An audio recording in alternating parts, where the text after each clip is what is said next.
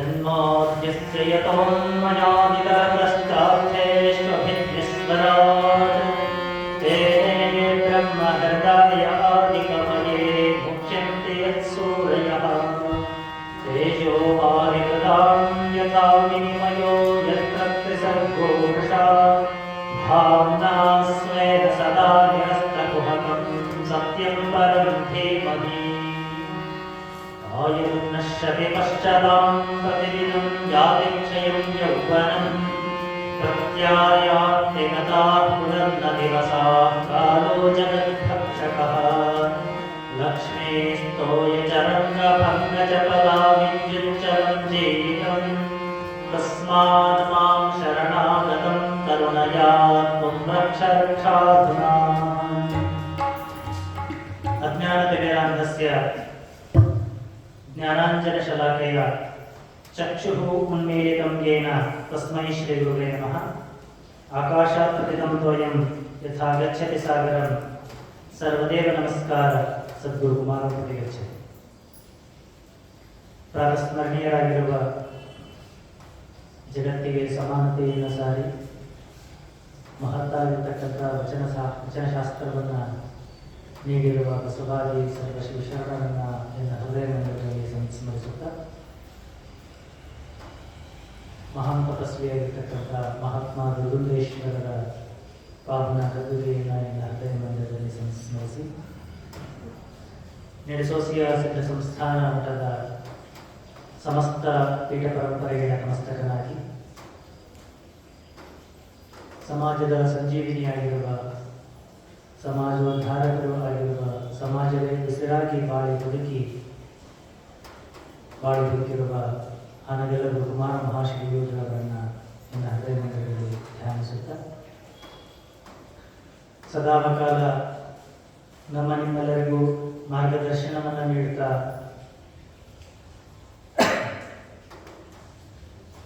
ಈ ಎಲ್ಲ ಕಾರ್ಯಕ್ರಮಗಳ ದಿವ್ಯ ಸಾನ್ನಿಧ್ಯವನ್ನು ಅಲಂಕರಿಸುತ್ತಾ ನಮ್ಮೆಲ್ಲರಿಗೂ ದರ್ಶನಾಶೀರ್ವಾದಗಳನ್ನು ಕರುಣಿಸ್ತಾ ಇರ್ತಕ್ಕಂಥ ಪರಮ ಪೂಜ್ಯರಾಗಿರುವ ತ್ರಿವಿಧ ದಾಸೋಹಿಗಳಾಗಿರುವ ಶ್ರೀಮನ್ ಮಹಾರಾಜ ನಿರಂಜನ ಜಗದ್ಗುರು ಡಾಕ್ಟರ್ ಪಂಚಮಶಿವಲಿಂಗೇಶ್ವರ ಮಹಾಸ್ವಾಮೀಜಿಯವರ ಅಡಗಾವಣೆಗಳಲ್ಲಿ ಅನಂತ ಭಕ್ತಿಯ ಮನಗಳನ್ನು ಸಲ್ಲಿಸುತ್ತಾ ಸದಾಕಾಲ ನಮ್ಮ ನಿಮ್ಮೆಲ್ಲರಿಗೂ ದರ್ಶನಾಶೀರ್ವಾದಗಳನ್ನು ಕರುಣಿಸ್ತಾ ನಮಗೆ ಮಾರ್ಗದರ್ಶನವನ್ನು ನೀಡ್ತಾ ಇರ್ತಕ್ಕಂಥ ಪರಮ ಪೂಜ್ಯರಾಗಿರುವ ನಿಜಲಿಂಗೇಶ್ವರ ಮಹಾಸ್ವಾಮೀಜಿಯವರ ಅಡಗಾವಣೆಗಳಲ್ಲಿ ಅನಂತ ಭಕ್ತಿಯ ಮನಗಳನ್ನು ಸಲ್ಲಿಸಿ ಶ್ರಾವಣ ಮಾಸದ ನಿಮಿತ್ತವಾಗಿ ಹಮ್ಮಿಕೊಂಡಿರುವ ಪ್ರವಚನದ ಕೇಂದ್ರ ಬಿಂದು ಸ್ಥಾನವನ್ನು ಅಲಂಕರಿಸಿರುವ ದೇವಿ ಅಹಲ್ಯಾಬಾಯಿ ಹೋಳ್ಕರವರ ಭಾವಚಿತ್ರವನ್ನು ನನ್ನ ಹೃದಯ ಮಂದಿರದಲ್ಲಿ ಧ್ಯಾನಿಸುತ್ತಾ ಈ 19ನೇ ದಿನದ ಶ್ರಾವಣ ಮಾಸದ ಪ್ರವಚನದ ಕಾರ್ಯಕ್ರಮದ ಸಂಗೀತ ಸುಧೆಯನ್ನು ತಮ್ಮೆಲ್ಲರಿಗೂ ಉನ್ನಗೊಳಿಸಿರ್ತಕ್ಕಂಥ ಸುರೇಶ್ ಚಂದ್ರಗಿ ಗವಾಯಿಗಳವರೇ, ಅವರಿಗೆ ತಬಲ ಸಾಧನ ನೀಡತಕ್ಕಂಥ ಭರತ್ ವಿಟೇಕರ್ ಕಲಾವಿದರಲ್ಲಿ ಅವರು ಇಬ್ಬರು ಇವತ್ತು ಚೇಂಜ್ ಆಗ್ಯಾರ. ಆ ಕಡೆ ಕೂತವ್ರು ಈ ಕಡೆ, ಯಾಕಂದ್ರೆ ಬದಲಾವಣೆ ಜಗದ ನಿಯಮ ಅಂತ ಹೇಳ್ಬಿಟ್ಟು ಅವರು ಚೇಂಜ್ ಆಗ್ಯಾರ. ಎಲ್ಲರಿಗೂ ಒಂದು ಸ್ವಲ್ಪ ಜಾಸ್ತಿ ಚೇಂಜ್ ಇರ್ಬೇಕು. ಎಲ್ಲ ಇಷ್ಟ ಜನ ಬಂದ್ರೆ ಯಾಕಂದ್ರೆ ನಾಳೆ ನಿಮ್ಮ ಒಂದು ಸ್ವಲ್ಪ ಚೇಂಜ್ ಆಗ್ಬೇಕು. ನಾವು ಇಷ್ಟ ಜನ ಬಂದಾಗ ಈಗ ನೋಡಿ ಇದು ದಿಕ್ಕು ಚೇಂಜ್ ಆಗೈತಿ ಅಂತ. ಹಂಗಾಗಿ ನಾಳೆ ನೀವು ಯೋಚನೆ ಮಾಡ್ಬೇಕು, ನಾವು ಇಷ್ಟ ಜನ ಯಾಕೆ ಹೋಗ್ಬೇಕು, ನಾಳೆ ಒಂದು ಬದಲಾವಣೆ ಮಾಡೋದು ಅಂತ ಹೇಳ್ಬಿಟ್ಟು ಒಂದು 4 ಜನ ಕರ್ಕೊಂಡ್ಬರ್ಬೇಕು. ಯಾವತ್ತೂ ಬಾಳಮತಾಯಿ ಕಲಾಬಳಗದ ಎಲ್ಲ ಶರಣೆಯರಲ್ಲಿ ನಡೆಸೋಸಿ ಜಗದ್ಗುರು ದುರ್ಗುಂದೇಶ್ವರ ಸಿದ್ಧ ಸಂಸ್ಥಾನ ಮಹಾಮಠದ ಸಮಸ್ತ ಸದ್ಭಕ್ತರಲ್ಲಿ ಶರಣೆಯರಲ್ಲಿ ತಂದೆ ತಾಯಿಯರಲ್ಲಿ ಮತ್ತು ಮಕ್ಕಳಲ್ಲಿ ತಮ್ಮೆಲ್ಲರಿಗೂ ಕೂಡ ಶರಣಾರ್ಥಿ. ಅದೇ ಜಗತ್ತು ಪರಿವರ್ತನೆಯನ್ನು ಕೇಳ್ತಾ ಇರುತ್ತೆ. ಹಾಗಾಗಿ ನಾವು ಇವತ್ತೊಂದು ಸ್ವಲ್ಪ ಆರಂಭದಲ್ಲಿ ನಾವು 2 ಶ್ಲೋಕ ಹೇಳ್ತೀವಿ. ಗೊತ್ತಿರೋದು ಹೇಳ್ತೀರಿ ಸರ್, ನೀವು ಹೇಳ್ತೀರಿ, ನಾವು ಕೇಳ್ತೀವಿ, ನಾವು ಹೋಗ್ತೀವಿ, ಮತ್ತೆ ಬಂದ್ಬಿಡ್ತೀವಿ. ನೀವು ಹೇಳಿ ಅಲ್ಲೇ ಬಿಡ್ತೀರಿ, ನಾವು ಕೇಳ್ಬಿಡ್ತೀವಿ ಅಂತ ಹೇಳಿ. ಆದ್ರೆ ಆ ಶ್ಲೋಕವನ್ನು ಧ್ಯಾನ ಶ್ಲೋಕಗಳಾಗಿ ನಾವು ಬಳಸಿದ್ದೀವಿ. ಮೊದಲಿಗೆ ಒಂದು 2 ಶ್ಲೋಕ ಹೇಳ್ತೀವಿ, ಆಮೇಲೆ 2 ಶ್ಲೋಕ ಹೇಳ್ತೀವಿ. ಅವಾಗ ನಮ್ಮ ಕಟ್ಟಿಗೆ ಒಂದು ಸ್ವಲ್ಪ ಸೌಂಡ್ ಇರ್ತೈತಿ, ಎಲ್ಲರಿಗೆ ಎಷ್ಟು ಮಟ್ಟಿಗೆ ಅದು ಅರ್ಥ ಆಗಿರ್ತದೋ ಗೊತ್ತಿಲ್ಲ. ಆದ್ರೂ ಒಂದು ಶ್ಲೋಕನ ನಿನ್ನೆ ದಿನ ನಾವು ನೋಡಿದ್ವಿ, ಆಯು ನಶ್ಯತಿ ಪಶ್ಯತಾಂ ಅಂತ ಹೇಳಿ. ಆಯಸ್ಸು ಅಂತಕ್ಕಂಥದ್ದು ನಶಿಸಿ ಹೋಗ್ತಾ ಇರುತ್ತೆ. ಯೌವನ ಅಂತಕ್ಕಂಥದ್ದು ಸಹ ನಶಿಸಿ ಹೋಗ್ತಾ ಇರುತ್ತೆ. ಅದಕ್ಕೋಸ್ಕರ ಏನು ಸಾಧನೆ ಮಾಡಬೇಕು ಅಂತಕ್ಕಂಥದ್ದನ್ನ ಮನೆಯ ದಿನ ನಾವು ನೋಡಿದ್ವಿ. ಈಗ ಅದಾದ ಮತ್ತೊಂದು ಎರಡು ಶ್ಲೋಕ ಹೇಳ್ತೀವಿ. ಅಜ್ಞಾನ ತಿಮಿರಾಂಧಸ್ಯ ಜ್ಞಾನಾಂಜನ ಶಲಾಕಯ ಚಕ್ಷು ಉನ್ಮೀಲಿತಂ ಯೇನ ತಸ್ಮೈ ಶ್ರೀ ಗುರುವೇ ನಮಃ. ಇದು ಗುರುವಿನ ಸ್ಮರಣೆ ಇದೆ. ನಮಗೆಲ್ಲ ಗುರುಗಳ ಸ್ಮರಣೆ ಅಂತ ಹೇಳಿದ್ರೆ ನಾವೆಲ್ಲ ಸಾಲಿ ವಯಸ್ಸಿನಿಂದ ಕಲ್ತಿದ್ದು. ದೊಡ್ಡ ಗುರು ಬ್ರಹ್ಮ ಗುರು ವಿಷ್ಣು ಅಂತ ಕಲ್ತೀವಿ. ಎಲ್ಲರ ಕೈ ಮುಚ್ಚಿ ಕಣ್ಣು ಮುಚ್ಚಿ ಕೈ ಮುಗಿದು ಹೇಳ್ತೀವಿ ಹೊರತು, ಆದ್ರೆ ಗುರು ಬ್ರಹ್ಮ ಸದಸ್ಯನಾಗಿರ್ತಕ್ಕಂಥವನು, ಗುರು ವಿಷ್ಣು ಸದಸ್ಯನಾಗಿರ್ತಕ್ಕಂಥವನು, ಗುರು ಮಹೇಶ್ವರ ಸದಸ್ಯನಾಗಿರ್ತಕ್ಕಂಥವನು, ಗುರು ಸಾಕ್ಷಾತ್ ಪರಮೇಶ್ವರ ಸದಸ್ಯನು ಅಂತ ಹೇಳ್ಬಿಟ್ಟು ನಾವು ಆ ಭಾವನೆಯಿಂದ ಹೇಳಲ್ಲ, ಬಾಯಲ್ಲಷ್ಟೇ ಹೇಳ್ತೀವಿ. ಹಾಗಾಗಿ ಇಲ್ಲಿ ಹೇಳ್ತಾರೆ ಅಜ್ಞಾನತಿಮಿರಾಂಧಸ್ಯ, ಅಜ್ಞಾನ ಅಂತಕ್ಕಂಥ ಅಂಧಕಾರದಲ್ಲಿ ನಾನು ಮುಳುಗಿದ್ದೀನಿ, ಕುರುಡರಾಗಿದ್ದೀನಿ. ಅಜ್ಞಾನ ಅಂತಕ್ಕಂಥ ಒಂದು ಕತ್ತಲಲ್ಲಿ ನಾನು ಸೇರ್ಕೊಂಡಿರ್ತೀನಿ, ಕುರುಡರಾಗಿದ್ದೀನಿ. ಒಬ್ಬ ವ್ಯಕ್ತಿ ಕುರುಡರಾಗಿದ್ರೆ ಅವನಿಗೆ ಏನು ಕೊಡ್ತೀವಿ ನಾವು? ಕಟ್ಟಿಗೆ ಕೊಟ್ಟು ನಡೆಸ್ಕೊಂಡು ಹೋಗ್ತೀವಿ. ಅದೇ ನಮ್ಮ ಈ ಶಾಸ್ತ್ರ ಭಾಗಗಳಲ್ಲಿ ಶಲಾಕ ಪರೀಕ್ಷೆ ಅಂತ ಮಾಡ್ತಾರೆ. ಶಲಾಕ ಪರೀಕ್ಷೆ ಅಂತ ಹೇಳಿದ್ರೆ ಪುಸ್ತಕನ ಹಿಂಗೆ ಮುಚ್ಚಿರ್ತಾರ, ಆ ಮುಚ್ಚಿಬಿಟ್ಟು ಹಿಂಗೊಂದು ಕಡ್ಡಿ ಹಾಕ್ತಾರ, ಅದನ್ನು ಶಲಾಕ ಅಂತ ಹೇಳ್ತಾರ. ಆ ಕಡ್ಡಿಗೆ ಶಲಾಕ ಅಂತ ಹೇಳ್ತಾರ. ಆ ಕಡ್ಡಿ ಹಾಕಿಬಿಟ್ಟು ಹಿಂಗೆ ತೆಗಿತಾರಲ್ಲ, ಅಲ್ಲಿ ಏನು ಕಾಣುತ್ತಲ್ಲ ಆ ಶ್ಲೋಕನೋ ಅಥವಾ ಅಲ್ಲಿರ್ತಕ್ಕಂಥ ವಾಕ್ಯನೋ ಬಾಹ್ಯ ಹೇಳಬೇಕು. ಸಂಸ್ಕೃತದಲ್ಲಿ ಅದನ್ನು ಶಲಾಕ ಪರೀಕ್ಷೆ ಅಂತ ಹೇಳ್ಬಿಟ್ಟು ಈ ಭಗವದ್ಗೀತೆ ಇತ್ಯಾದಿ ಗ್ರಂಥಗಳಿಗೆ ಅವೆಲ್ಲ 7 ಶ್ಲೋಕವನ್ನು ಬಾಹ್ಯಾಟ ಮಾಡಿರಬೇಕು. ಅಥವಾ ಆ ಒಂದು ಪುಸ್ತಕ ಅಂತಂದ್ರೆ ಆ ಪುಸ್ತಕನ ಪೂರ್ತಿ ಬಾಹ್ಯಾಟ ಮಾಡಿರಬೇಕು. ಅಂದ್ರೆ ಬಾಹ್ಯಾಟ ಅಂದ್ರೆ ಭಾಳ ನಿರ್ಬಂಧ ಆಗಬೇಕು. ಕಂಠಸ್ಥೀಕರಣ ಅಂತ ಹೇಳ್ತೇವೆ. ಕಂಠಸ್ಥೀಕರಣ ಮಾಡಿರ್ಬೇಕು, ಕಂಠಪಾಠ ಮಾಡಿರ್ಬೇಕು. ನಮ್ಮ ಭಾಷೆ ಒಳಗೆ ಬಾಯ್ಪಾಠ ಮಾಡಿರ್ಬೇಕು. ಆ ಪೂರ್ತಿ ಬುಕ್ ಬಾಯ್ಪಾಠ ಮಾಡಿರ್ಬೇಕು. ಅದನ್ನ ಒಂದು ಗಡ್ಡಿ ಹಾಕಿಬಿಟ್ಟು ಎದೆ ಬೇಕಲ್ಲ ಅಲ್ಲಿ ಹೇಳ್ಬೇಕು. ಅದನ್ನು ಶಲಾಕ ಪರೀಕ್ಷೆ ಅಂತ ಹೇಳ್ತಾರೆ. ಅಂದ್ರೆ ಶಲಾಕ ಅಂದ್ರೆ ಏನೋ ಕಡ್ಡಿ, ಅದು ಮತ್ತೆ ಆ ಪರೀಕ್ಷೆ ಮಾಡೋ ಕಡ್ಡಿ ಬಂಗಾರದಿರುತ್ತೆ ಅಂತ ಹೇಳ್ತಾರೆ. ಇಲ್ಲಿ ಗುರುಗಳು ಒಂದು ಶಲಾಕ, ಒಂದು ಕಡ್ಡಿಯಿಂದ ನಮ್ಮ ಕಣ್ಣನ್ನು, ನಮ್ಮ ಕಣ್ಣಿಗೆ ಏನು ಬಂದ್ರೆ ತೊರೆ ಬಂದ್ಬಿಟ್ಟಾರೆ. ನಮಗ ಭಗವಂತ ಅಂತಕ್ಕಂಥವ್ನು ಬಹಳ ದೂರ ಎಲ್ಲೋ ಇದ್ದಾನೆ, ಬೇರೆ ಕಡೆ ಎಲ್ಲೋ ಇದ್ದಾನೆ ಅಂತ ಏನಿಲ್ಲ, ಇಲ್ಲೇ ಅದಾನ. ಆದ್ರೆ ನಮಗೊಂದು ಅಜ್ಞಾನ ಅಂತಕ್ಕಂಥ ಪೊರೆ ಬಂದು ಮುಂದೆ ಕೂತ್ಬಿಟ್ಟಾರೆ. ಮುಂದೆ ಭಗವಂತ ಅಂತಕ್ಕಂಥದ್ದು ಒಳ್ಳೇದಂತಕ್ಕಂಥದ್ದು ಎಲ್ಲ ನಮಗೆ ಇಲ್ಲೇ ಐತಿ. ಆದ್ರೆ ನಾವು ಅದನ್ನ ಯಾವುದನ್ನು ನೋಡ್ತಾ ಇಲ್ಲ. ಯಾಕಂದ್ರೆ ಮುಂದೊಂದು ಸ್ಕ್ರೀನ್ ಹಾಕ್ಯಾರ. ಈ ನಾಟಕದ ಮುಂದೆ ನಾಟಕ ನೋಡ್ತಿರ್ತಿರಲ್ಲ, ಈ ಕಡೆ ಈಗೂ ನಡೀತಾವ ನಾಟಕ. ಮೊದಲು ನಡೀತಿತ್ತು ನಮ್ಮ ಕಡೆ ಒಂದಿಷ್ಟು ಭಾಗ ಬನಶಂಕರಿ ನಾಟಕ ತಿಂಗಳಗಟ್ಟಲೆ ನಡೀತಾವು. ಹಂಗ ಸೌದತ್ತಿಯೊಳಗೆ ನಾಟಕ ನಡೀತಾವು. ಈ ಕಡೆ ಒಂದ್ ಸ್ವಲ್ಪ ನಾಟಕ ಕಡಿಮೆ ಅನ್ಸುತ್ತೆ. ಅಂದ್ರೆ ಬಂದಿರ್ತಾವ ಅಲ್ಲೇ ಅವಾಗ ಈ ನಾಟಕ ಹೋಗೋ ಮಂದಿ ಕಡಿಮೆ ಆಗ್ಯಾರ. ಆಗಿನ ಕಾಲದೊಳಗೆ ನಾಟಕ ಅಂತ ಹೇಳಿದ್ರೆ ಹೆಂಗ್ ನಡೀತಿದ್ದು ಅಂತ ಹೇಳಿದ್ರೆ, ಅವಾಗ ನಾಟಕ ಸ್ಟೇಜ್ ಮೇಲೆ ನಡೀತಿದ್ವಿ. ಈಗೆಲ್ಲ ಜನಗಳ ನಾಟಕ ಆಡಕತ್ತಾರ ಅಂತ ಹೇಳ್ಬಿಟ್ಟು ಆ ನಾಟಕ ಬಂದಾಗ್ಯವು ಬಹಳಷ್ಟು ಕಡೆ. ನಾಟಕ ನಡೀಬೇಕು ಅಂತ ಹೇಳಿದ್ರೆ ಮುಂದೊಂದು ಪರ್ದೆ ಆಗ್ತಿತ್ತು. ಆ ಪರ್ದೆ ಹಿಂದ್ಗಡೆಗೆ ಎಲ್ಲಾ ಕಲಾವಿದರು ಬಂದು ಕೂತಿರ್ತಾರೆ. ನಾಟಕ ಯಾವಾಗ ಚಾಲು ಆಗುತ್ತಂತ ಕೂತು ಕಾಯ್ತಾ ಇರ್ತೀವಿ. ನಾಟಕ ನೋಡಕ್ ಕೂತೀವಿ ಅಂತ ನಾನು ಹೇಳಿರ್ತೀವಿ. ಜನಗಳಿಗೆಲ್ಲ ಫೋನ್ ಮಾಡಿದ್ರೆ ನಾಟಕ ನೋಡಕ್ ಕೂತೀವಿ ಅಂತ ಹೇಳಿರ್ತೀವಿ. ನಾವು ನಾಟಕ ನೋಡಿ ಯಾವಾಗ ಪರ್ದೆ ಸೇರ್ತಾರ ಅವಾಗ ನಾಟಕ ಆರಂಭ ಆಗ್ತದೆ. ಆ ದೃಶ್ಯ ಚಲನವಲನಗಳ ಶುರು ಆಗುತ್ತದೆ. ಹಂಗ ಇನ್ನೇನು ಕೂಡ ಅಜ್ಞಾನ ಅಂತಕ್ಕಂಥ ಪೊರೆ ನಮ್ಮ ಕಣ್ಣಿಗೆ ಬಂದು ಸೇರ್ಕೊಂಡು ಬಿಟ್ಟದ. ಅಜ್ಞಾನ ಅಂತಕ್ಕಂಥ ಒಂದು ಪೊರೆ ನಮ್ಮ ಕಣ್ಣಿನ ಮುಂದೆ ಸೇರ್ಕೊಂಡು ಬಿಟ್ಟದ. ಅದನ್ನು ಯಾವುದರಿಂದ ತೆಗಿಬೇಕು? ಜ್ಞಾನ ಅಂತಕ್ಕಂಥ ಒಂದು ಶಲಾಕೆಯಿಂದ ಅದನ್ನು ದೂರ ಮಾಡಬೇಕು. ಅದನ್ನು ದೂರ ಮಾಡತಕ್ಕಂಥವ್ರು ಯಾರು? ಅಜ್ಞಾನ ತಿಮಿರಾಂಧಸ್ಯ ಜ್ಞಾನಾಂಜನ ಶಲಾಕೆಯ. ಅದನ್ನ ಯಾರು ದೂರ ಮಾಡಿ? ಚಕ್ಷು ಉನ್ಮೀಲಿತಂ ಯೇನ, ಯಾರಿಂದ ನಮ್ಮ ಕಣ್ಣುಗಳನ್ನು ತೆರೆಯಲು ಪಡ್ತದೋ, ಯಾರಿಂದ ಜ್ಞಾನದ ಬೋಧನೆಯಾಗಿ ನಮ್ಮ ಕಣ್ಣುಗಳನ್ನು ತೆರೆಯಲು ಪಡ್ತವೋ ಅಂತಹ ಗುರುವಿಗೆ ನನ್ನ ನಮಸ್ಕಾರಗಳು. ಇವತ್ತು ನಾವು ಇದು ಒಂಥರ ಅಜ್ಞಾನ. ಎಷ್ಟೋ ಇತಿಹಾಸವನ್ನು ನಾವು ತಿಳ್ಕೊಳ್ಬೇಕಾಗಿತ್ತು. ನಾವೆಲ್ಲ ನಿನ್ನೆ ಅಜ್ಜರ್ ಹೇಳಿದ್ರು. ನಿನ್ನೆ ದಿನ ನಾನು ಕಾಶಿಯಲ್ಲಿದ್ದಾಗ ಅಜ್ಜರ್ ಹೇಳಿದ್ರು ಅಹಲ್ಯಾಬಾಯಿ ಹೋಳ್ಕರ್ ಅವ್ರ ಬಗ್ಗೆ ಹೇಳಿದೆ ಅಂತ ಹೇಳಿದ್ರು.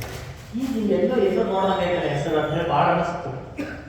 ಈಗ ಕಾಶಿ ಕ್ಷೇತ್ರವನ್ನ ಮೋದಿ ಕಾರಿಡಾರ್ ಅಂತ ಮಾಡಿದ್ರ, ಅಲ್ಲಿಂದ ಒಳಗಡೆ ಬರ್ಬೇಕಾದ್ರೆ ಅಲ್ಲೊಂದು ಮೂರ್ತಿ ಐತಿ, ಅಹಲ್ಯಾಬಾಯಿ ಹೋಳ್ಕರ್ ಅಂತ ಹೇಳ್ಬಿಟ್ಟು ಮೂರ್ತಿ ನೋಡಿದೆ. ನಾವು ಇಲ್ಲಿ ಯಾರಿರ್ಬೋದು ಅಂತ ಯೋಚನೆ ಮಾಡಿದ್ರೆ ಅಷ್ಟೇ. ಯಾಕಂದ್ರೆ ನರೇಂದ್ರ ಮೋದಿ ಅವರು ಅದನ್ನು ಉದ್ಘಾಟನೆ ಮಾಡಬೇಕಾದ್ರೆ ಒಂದ್ಸರಿ ಹೇಳಿರೋದು ನೆನಪಿತ್ತು. ಅಹಲ್ಯಾಬಾಯಿ ಹೋಳ್ಕರ್ ಅಂತ ಕೇಳಿರೋದು ನೆನಪಿತ್ತು. ಅವರೊಬ್ರು ರಾಣಿ ಅಂತಕ್ಕಂಥದ್ದು ನೆನಪಿತ್ತು. ಆಗ ಅಜ್ಜ ಹೇಳಿದ್ರು ಹಿಂಗ ಅಹಲ್ಯಾಬಾಯಿ ಹೋಳ್ಕರ್ ಅವ್ರ ಬಗ್ಗೆ ಹೇಳ್ಬೇಕು ಹೇಳಿದ್ರು. ಇದನ್ನ ಇಲ್ಲೇ ನೋಡ್ದಂಗೆ ಆಯ್ತಲ್ಲ ಈಗ ಅಂತ ಅನಿಸ್ತು. ಮುಂದೆ ಬಂದಾಗ ಅಲ್ಲಿಂದ ನಾವು ಎಲ್ಲ ಕಾಶಿ ಎಲ್ಲ ಯಾತ್ರೆ ಎಲ್ಲ ಮುಗಿಸ್ಕೊಂಡು ಅಲ್ಲಿ ಗಯಾಕ್ ಹೋದ್ವಿ. ಆ ಕಡೆ ಮುಂದೆ ಎಲ್ಲ ಬಂದ ಪುಣೆಗೆ ಬಂದಿದ್ವಿ. ಪುಣೆಗೆ ಬಂದಾಗ ಅಜ್ಜಾರವ್ರ ಫೋಟೋ ಕಳಿಸಿದ್ರು, ಪುಸ್ತಕದ ಫೋಟೋ ಕಳಿಸಿದ್ರು. ಪುಣೆ ಒಳಗೆ ಶನಿವಾರ ಹೊಡೆದಾಗಿದ್ದೀವಿ ನಾವು. ಅವತ್ತು ಪುಣೆದ ಪುಸ್ತಕ ಕಳಿಸಿದ್ರು, ಅಹಲ್ಯಾಬಾಯಿ ಹೋಳ್ಕರ್ ಅಂತ ಹೇಳ್ಬಿಟ್ಟು ಬುಕ್ಕದ ಫೋಟೋ ಕಳಿಸಿದ್ರು. ಇದನ್ನೆಲ್ಲ ಸಿಕ್ಕರೆ ತರಿಸ್ಬೋದು ಅಂತ ಹೇಳಿದ್ರು. ನಾವು ಎಲ್ಲೆಲ್ಲಿ ಸಿಗುತ್ತೆ ಅದ್ರ ಪೂರ್ತಿ ಇತಿಹಾಸ ನೋಡೋಣ ಅಂತ ಹೇಳ್ಬಿಟ್ಟು ಅದ್ರೊಳಗೆ ನೋಡ್ಕೊತ ಬಂದ್ವಿ. ಅದು ನಾವು ಕಥೆಯಲ್ಲಿ ನೋಡಿದ್ವಿ. ಶನಿವಾರ ವಾಡದಲ್ಲೇ ಆ ತಾಯಿಯ ಮದುವೆ ಆಗಿರೋದು. ಇದು ನಮಗ ಅಜ್ಞಾನ ತುಂಬಿಕೊಂಡಿದ್ದು. ಏನೋ ಇತಿಹಾಸವನ್ನ ಅರ್ಥ ಮಾಡ್ಕೊಂಡಿರ್ಲಿಲ್ಲ ನಾವು. ಈ ಇತಿಹಾಸವನ್ನ ತಿಳ್ಕೊಳ್ರಿ. ನೀವೆಲ್ಲ ಸುಮ್ಮನೆ ಅಲ್ಲಿಗೆ ನಾವು ಅಜ್ಞಾನದಿಂದ ಅಲ್ಲಿಗೆ ಹೋಗಿ ಬರೋದಲ್ಲ. ಕಾಶಿ ನೋಡಿ ಬಂದೀವಿ, ರಾಮೇಶ್ವರ ನೋಡಿ ಬಂದೀವಿ, ಮತ್ತೊಂದು ನೋಡಿ ಅಜ್ಞಾನದಿಂದ ಸುಮ್ಮ ಏನೋ ಜ್ಞಾನ ಇದೆ ನೋಡಿ ಬರೋದಲ್ಲ. ಅದನ್ನು ನೀವು ತಿಳ್ಕೋಬೇಕು ಅಂತೇಳಿ ಗುರುಗಳ ಹೆಂಗ ಇದನ್ನು ಕೊಟ್ಟರಲ್ಲ ಹಂಗ ಕ್ಷಣ ಕ್ಷಣದಲ್ಲೂ ಗುರು ಏನು ಮಾಡ್ತಾನ ಅಂತ ಹೇಳಿದ್ರೆ ನಮ್ಮಲ್ಲಿರ್ತಕ್ಕಂಥ ಅಜ್ಞಾನದ ಅಂಧಕಾರದಲ್ಲಿ ನಾವು ಕಣ್ಣನ್ನು ಮುಚ್ಚತಕ್ಕಂಥದ್ದನ್ನ ಜ್ಞಾನ ಅಂತಕ್ಕಂಥ ಒಂದು ಸಣ್ಣದಾಗಿರ್ತಕ್ಕಂಥ ಕಡ್ಡಿಯಿಂದ ಆ ಕಣ್ಣುಗಳನ್ನು ತೆಗೆತಕ್ಕಂಥ ಪ್ರಯತ್ನವನ್ನ ಮಾಡ್ತಾನೆ ಅಂತಕ್ಕಂಥದ್ದು ಈ ಮೊದಲಿಗೆ ಹೇಳ್ತಕ್ಕಂಥ ಶ್ಲೋಕದ ಭಾವಾರ್ಥ. ಇನ್ನು ಎರಡನೇ ಶ್ಲೋಕದ ಏನಿದೆ ಅಂತ ಹೇಳಿದ್ರೆ ಅದನ್ನ ನಾಳೆ ಬಂದಾಗ ನಾಳೆ ಕೇಳ್ತೀವಿ. ಹಾಗಾಗಿ ಒಂದು ಕಡೆ ಹೇಳ್ತಾರೆ, ಕಾಲೇ ವರ್ಷದ ಪರ್ಜನ್ಯ ಪೃಥ್ವೀ ಸಸ್ಯಶಾಲಿನಿ ದೇಶೋಯಂ ಶೋಭರಹಿತಃ ಸಜ್ಜನಾ ಸಂತು ನಿರ್ಭಯಾಃ ಅಂತ ಹೇಳ್ತಾರೆ.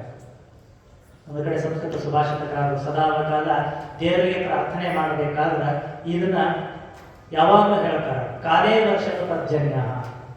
ಇದರಲ್ಲಿ ಬಹಳಷ್ಟು ಅರ್ಥ ಇದೆ. ಈ ಒಂದು ಶ್ಲೋಕಕ್ಕೆ ಅನುಗುಣವಾಗಿ ಬದುಕಿರ್ತಕ್ಕಂಥವ್ರು ಯಾರು ಅಂತ ಹೇಳಿದ್ರೆ ತಾಯಿ ಅಹಲ್ಯಾಬಾಯಿ ಹೋಳ್ಕರ್.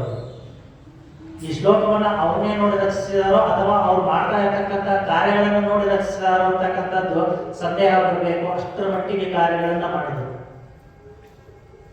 ಅದ್ರಲ್ಲಿ ಹೇಳ್ತಾರೆ, ಕಾಲೇ ವರ್ಷದ ಪರ್ಜನ್ಯ ಪೃಥ್ವೀ ಸಸ್ಯಶಾಲಿನಿ. ಇದು ಯಾರ ಬಗ್ಗೆ ಹೇಳಿರಬಹುದು? ನಾವೆಲ್ಲ ಕೆಲಸ ಮಾಡ್ತೀವಿ, ಎಷ್ಟೋ ಜನ ನೌಕರಿಗೆ ಹೋಗ್ತೀವಿ, ತಿಂಗಳಗಟ್ಟಲೆ ದುಡಿದಿರ್ತೀವಿ, ಎಷ್ಟೋ ಕೆಲಸಗಳಿಗೆ ಆಫೀಸ್ ಕೆಲಸಗಳ ಹೋಗ್ತೀವಿ ಅಥವಾ ಬೇರೆ ಕೋರ್ಟ್ ಕಚೇರಿಗಳಲ್ಲಿ ಕೆಲಸ ಮಾಡಿ ನಾವು ಏನೇ ಒಂದು ಕೆಲಸ ಉದ್ಯೋಗಕ್ಕೆ ಅಂತ ಹೇಳ್ಬಿಟ್ಟು ಬೆಳಗಿನ ಜಾವ ಎದ್ದು ಉದ್ಯೋಗಕ್ಕೆ ಹೋಗ್ತೀವಿ. ಉದ್ಯೋಗ ಒಂದು ತಿಂಗಳು ಉದ್ಯೋಗ ಮಾಡ್ತೀವಿ. ಒಂದು ತಿಂಗಳು ಉದ್ಯೋಗ ಮಾಡಿ ಒಂದು ತಿಂಗಳು ಆದ್ಮೇಲೆ ಒಂದು ತಿಂಗಳು ಇವತ್ತು 31 ಮುಗಿತು, ನಾಳೆ 1, 2, 3ನೇ ತಾರೀಕು ಅಥವಾ 4ನೇ ತಾರೀಕು ಸ್ಯಾಲ್ರಿ ಬಂದ್ಬಿಡ್ತದೆ. ನಾವು ಪಗಾರ ಕೊಡ್ತದೆ, ಹೌದಲ್ಲ? ಅಷ್ಟರೊಳಗೆ ಪಗಾರ ಬರೋದು ಇಲ್ಲ ಅಂತ ಹೇಳಿದ್ರೆ ಜೀವನದೊಳಗೆ ಹೆಂಗ ವ್ಯತ್ಯಾಸ ಆಗುತ್ತೆ ಅಂತ ಹೇಳಿ ಆ ಪಗಾರ ಬರೋದು ಒಂದು ವಾರ ಲೇಟ್ ಆಗ್ತದೆ, 1 ದಿನ ಲೇಟ್ ಆಗ್ತದೆ, ಹೆಚ್ಚು ಕಡಿಮೆ ಆಗ್ತದೆ.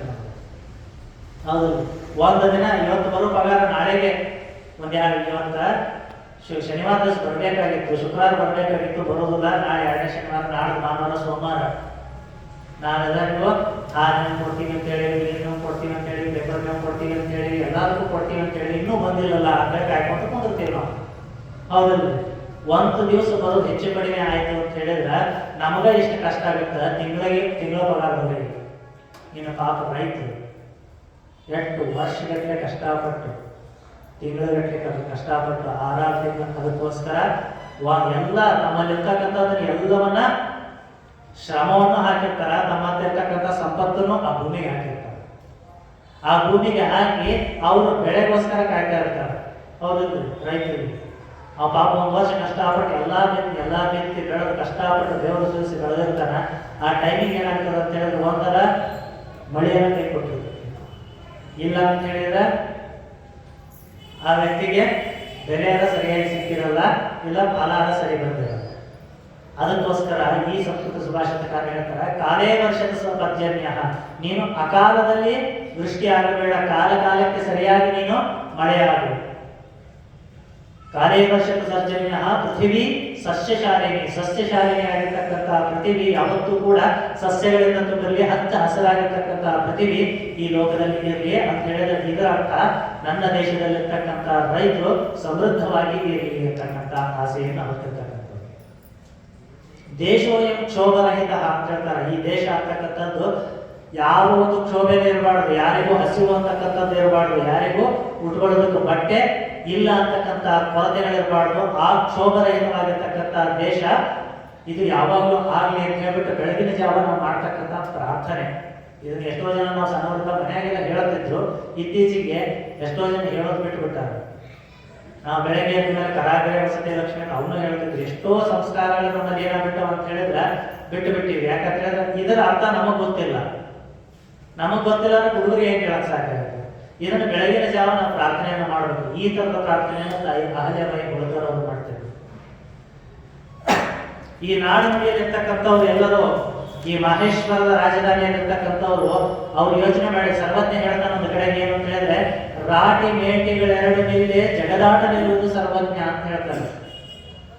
ರಾಟಿ ಮತ್ತೆ ಮೇಟಿ ಇವೆರಡು ಮೇಲೆ ಜಗತ್ತಿನ ಆಟ ನಿಂತದ್ದು.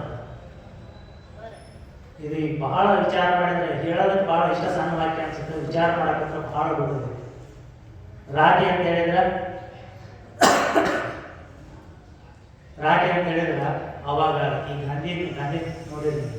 ಗಾಂಧಿ ಒಂದು ಚಟ್ಟ ಹಿಡ್ಕೊಂಡು ಕೂತಿರ್ತಾರ, ದಾರ ಸುತ್ತಿರ್ತಾರ, ಕಣಿಕೆ ಸುತ್ತಿರ್ತಾರಲ್ಲ, ಆ ಕಣಿಕೆ ಸುತ್ತೋದನ್ನ ಆಗಲಿ ಅದನ್ನ ರಾಟಿ ಅಂತ ಹೇಳ್ತಾರ. ಕೆಲವೊಬ್ರು ಈ ಹೊಲಿಯೋ ಮಷೀನ್ ಹೊಲಿಗೆ ಯಂತ್ರ ಅಂತ ಹೇಳ್ತಾರಲ್ಲ ಅದನ್ನ ರಾಟಿ ಅಂತ ಕೆಲವೊಬ್ರು ಹೇಳ್ತಾರೆ. ಅಂತ ಹೇಳಿದ್ರೆ ಆ ರಾಟಿ ದಾರದ ಏನು ಕೆಲಸಗಳನ್ನ ಮಾಡ್ತಾ ಇರ್ತಕ್ಕಂಥ ನೇಕಾರಿಕೆ ಏನಾದ್ರೂ ಜಗತ್ತಿನಲ್ಲಿ ನಿಂತು ಅಂತ ಹೇಳಿದ್ರೆ ಜಗತ್ತಿನಲ್ಲಿ ಆಟನೇ ಇಲ್ಲ ಅಂತ. ಹೌದಲ್ಲ? ನಾವು ಯಾವ್ದಾರ ಕಾರ್ಯಕ್ರಮಕ್ಕೆ ಹೋಗ್ಬೇಕಾದ್ರೆ ಯಾವ್ದಾರ ಬಟ್ಟೆ ಹಾಕೊಂಡು ಹೋಗ್ತೀವಿ? ಎಲ್ಲರ ಕಾರ್ಯಕ್ರಮಕ್ಕೆ ಹೋಗ್ಬೇಕು, ಎಲ್ಲ ಹೊರಗೆ ಹೋಗ್ಬೇಕು ಅಂದ್ರೆ ಚಲೋ ಬಟ್ಟೆನ ಹಾಕೊಂಡು ಹೋಗ್ತೀವಿ. ಚಲೋ ಬಟ್ಟೆ ಹಾಕೊಂಡು ಹೋದ್ರೆ ನಮ್ಗೆ ಕಿಮ್ಮತ್ ಜಾಸ್ತಿ ಅಂತ. ಅದಕ್ಕೆ ಹೇಳ್ತಾರೆ, ಕಿಂವಾಸ ಶೈವನ್ನ ವಿಚಾರಣೀಯ ವಾಸಪ್ರಧಾನ ತಲುಯೋಗ್ಯತಾಯ ಪೀತಾಂಬರಂ ವೀಕ್ಷ ದದೌ ಸಮುದ್ರ ದಿಗಂಬರಂ ವೀಕ್ಷ್ಯ ವಿಷಂ ಸಮುದ್ರ ಅಂತ ಹೇಳ್ತಾರೆ. ಸಮುದ್ರ ಮಹಾರಾಜ ಏನ್ ಮಾಡ್ತಿದ್ದ ಅಂತ ಹೇಳಿದ್ರ, ಯಾವ ಬಟ್ಟೆ ಹಾಕೊಂಡು ಹೋದ್ರೆ ಏನು ಹೋಗೋದ್ ಕಾರ್ಯಕ್ರಮಕ್ಕಲ್ಲ ಅಂತ ಹೇಳ್ಬಿಟ್ಟು ಯೋಚನೆ ಮಾಡಬಾರ್ದು. ನಾವೇನಾದ್ರೂ ಚಲೋ ಬಟ್ಟೆ ಹಾಕೊಂಡು ಹೋದ್ರನ್ನ ಅಲ್ಲಿ ಹೋಗಿರ್ತಕ್ಕಂಥ ಜಾಗದಲ್ಲಿ ನಾವು ಮರ್ಯಾದೆ ಇರ್ತಕ್ಕಿಲ್ಲ ಅಂತ ಹೇಳಿದ್ರೆ ಮರ್ಯಾದೆ ಇರೋದಿಲ್ಲ, ಆಡ್ಕೊಳ್ತಕ್ಕಂಥ ಜನಗಳು ಜಾಸ್ತಿ. ಹಾಗಾಗಿ ಕಿಂವಾಸ ಸೈವ ಬಟ್ಟೆಯಿಂದ ಏನಾಗುತ್ತೆ ಅಂತ ವಿಚಾರ ಮಾಡಬಾರ್ದು. ಬಟ್ಟೆಯಿಂದನೇ ಅವರ ಘನತೆ ಅಂತಕ್ಕಂಥದ್ದು ಬೆಳೀತದ. ಯಾವಾಗ ವಿಷ್ಣು ಪೀತಾಂಬರವನ್ನ ಉಟ್ಕೊಂಡು ಹೋಗಿ ಆ ಸಮುದ್ರ ಮಹಾರಾಜನ ಹತ್ರ ಹೋದಲ್ಲ, ಆ ಸಮುದ್ರ ಮಹಾರಾಜ ಪೀತಾಂಬರ ಹುಟ್ಟಿರ್ತಕ್ಕಂಥವನು, ಬಂಗಾರದ ವಸ್ತ್ರವನ್ನು ಹುಟ್ಟಿರ್ತಕ್ಕಂಥವನಿಗೆ ಮಗಳನ್ನು ಕೊಟ್ಟು ಮದುವೆ ಮಾಡಿದ್ದಂತ, ಅದೇ ಚರ್ಮಾಂಬರದವನಾಗಿರ್ತಕ್ಕಂಥ ಅವನಿಗೆ ವಿಷವನ್ನ ಕೊಟ್ಟನಂತ ಸಮುದ್ರ.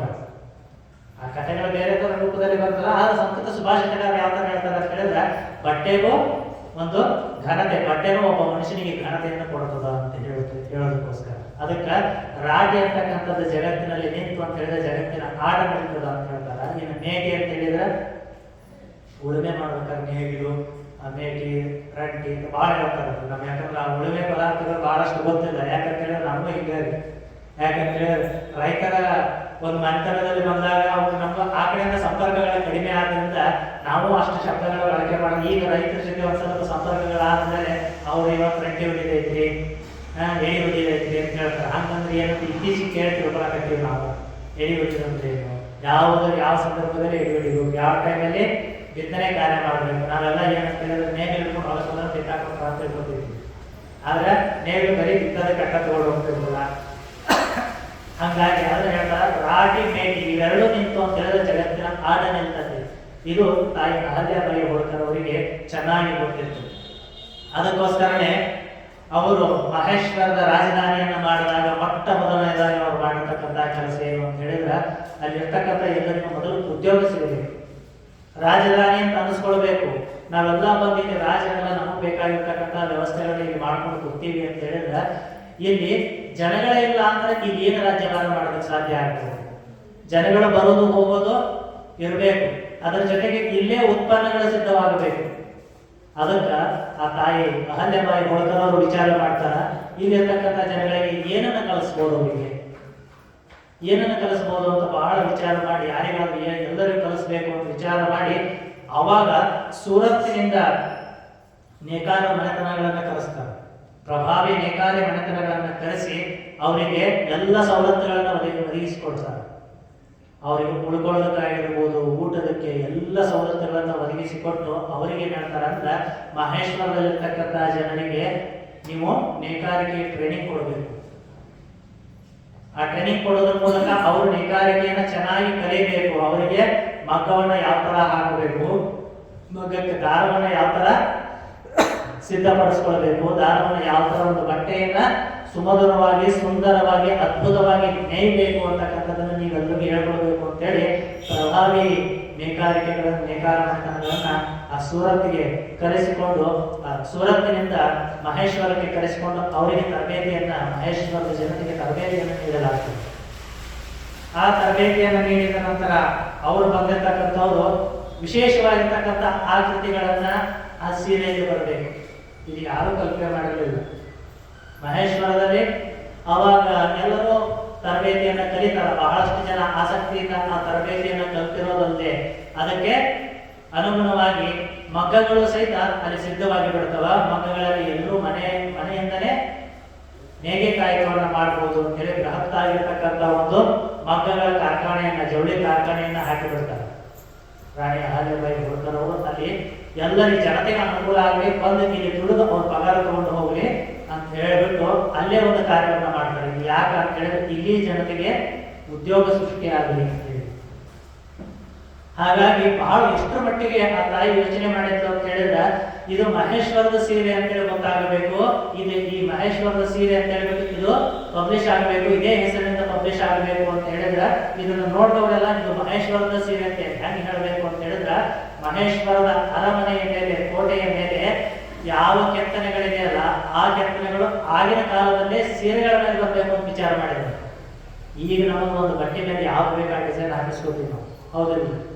ಈಗ ನಾವೆಲ್ಲ ನೋಡ್ತೀವಿ ಯಾವ್ದು ಒಂದು ಕಾರ್ಯಕ್ರಮಗಳಿತ್ತು ಅಂದ್ರೆ ನಮ್ಮ ಊರಾಗಿನ ಕಬಡ್ಡಿ ಅವೆಲ್ಲ ಬಂದು ಅಂತ ಹೇಳಿದ್ರೆ ಏನೇನಾರ ಡಿಸೈನ್ ಎಲ್ಲ ಹಾಕಿಸ್ಕೊಂಡು ಬರ್ತಾರೆ. ಯಾವ ಅವ್ರಿಗೆ ಬೇಕಾಗಿತ್ತು ಆಂಜನೇಯ ಹಾಕಿಸ್ತಾರ, ರಾಮಂದ ಹಾಕಿಸ್ತಾರ, ಶಿವಂದ ಹಾಕಿಸ್ತಾರ, ಎಲ್ಲ ಭಾಳ ಹಾಕಿಸ್ಕೊಂಡು ಬರ್ತಾರಲ್ಲ. ಹಿಂಗ ಆದ್ರ ನೇಯ್ಗೆಯಲ್ಲಿ ಬಟ್ಟೆ ನೇಯ್ಬೇಕಾದ್ರೆ ಆ ಸೀರೆ ನೇಯ್ಬೇಕಾದ್ರೆ ಆ ಸೀರೆಯಲ್ಲಿ ಆ ಒಂದು ಆಕೃತಿ ಬರಬೇಕು ಅಂತ ಹೇಳಿ ಆಗಿನ ಸಮಯದಲ್ಲಿ ವಿಚಾರ ಮಾಡಿ ಸುಮಾರು 300 ವರ್ಷಗಳ ಹಿಂದೆ ಆ ರೀತಿಯ ಒಂದು ಕಾರ್ಯಭಾರವನ್ನ ರಾಣಿ ಅಹಲ್ಯಾಬಾಯಿ ಹೋಳ್ಕರ್ ಅವರು ಹಮ್ಮಿಕೊಂಡಿದ್ರು.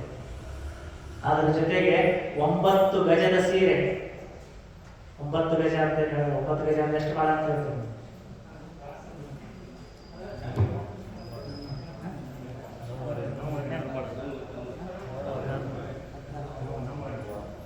ನವ್ವಾರಿ ಅಂತ ಹೇಳ್ತಿರೋದ 16 ಮೊಳನೋ ಹೀಗೆ 9 ಗಜದ ಸೀರೆ ಸಿದ್ಧವಾಗಬೇಕು ಅಂತ ಹೇಳಿ ಆಗಿನ ಸಮಯದಲ್ಲಿ ಅವರು ಯೋಚನೆ ಮಾಡಿದ್ರು.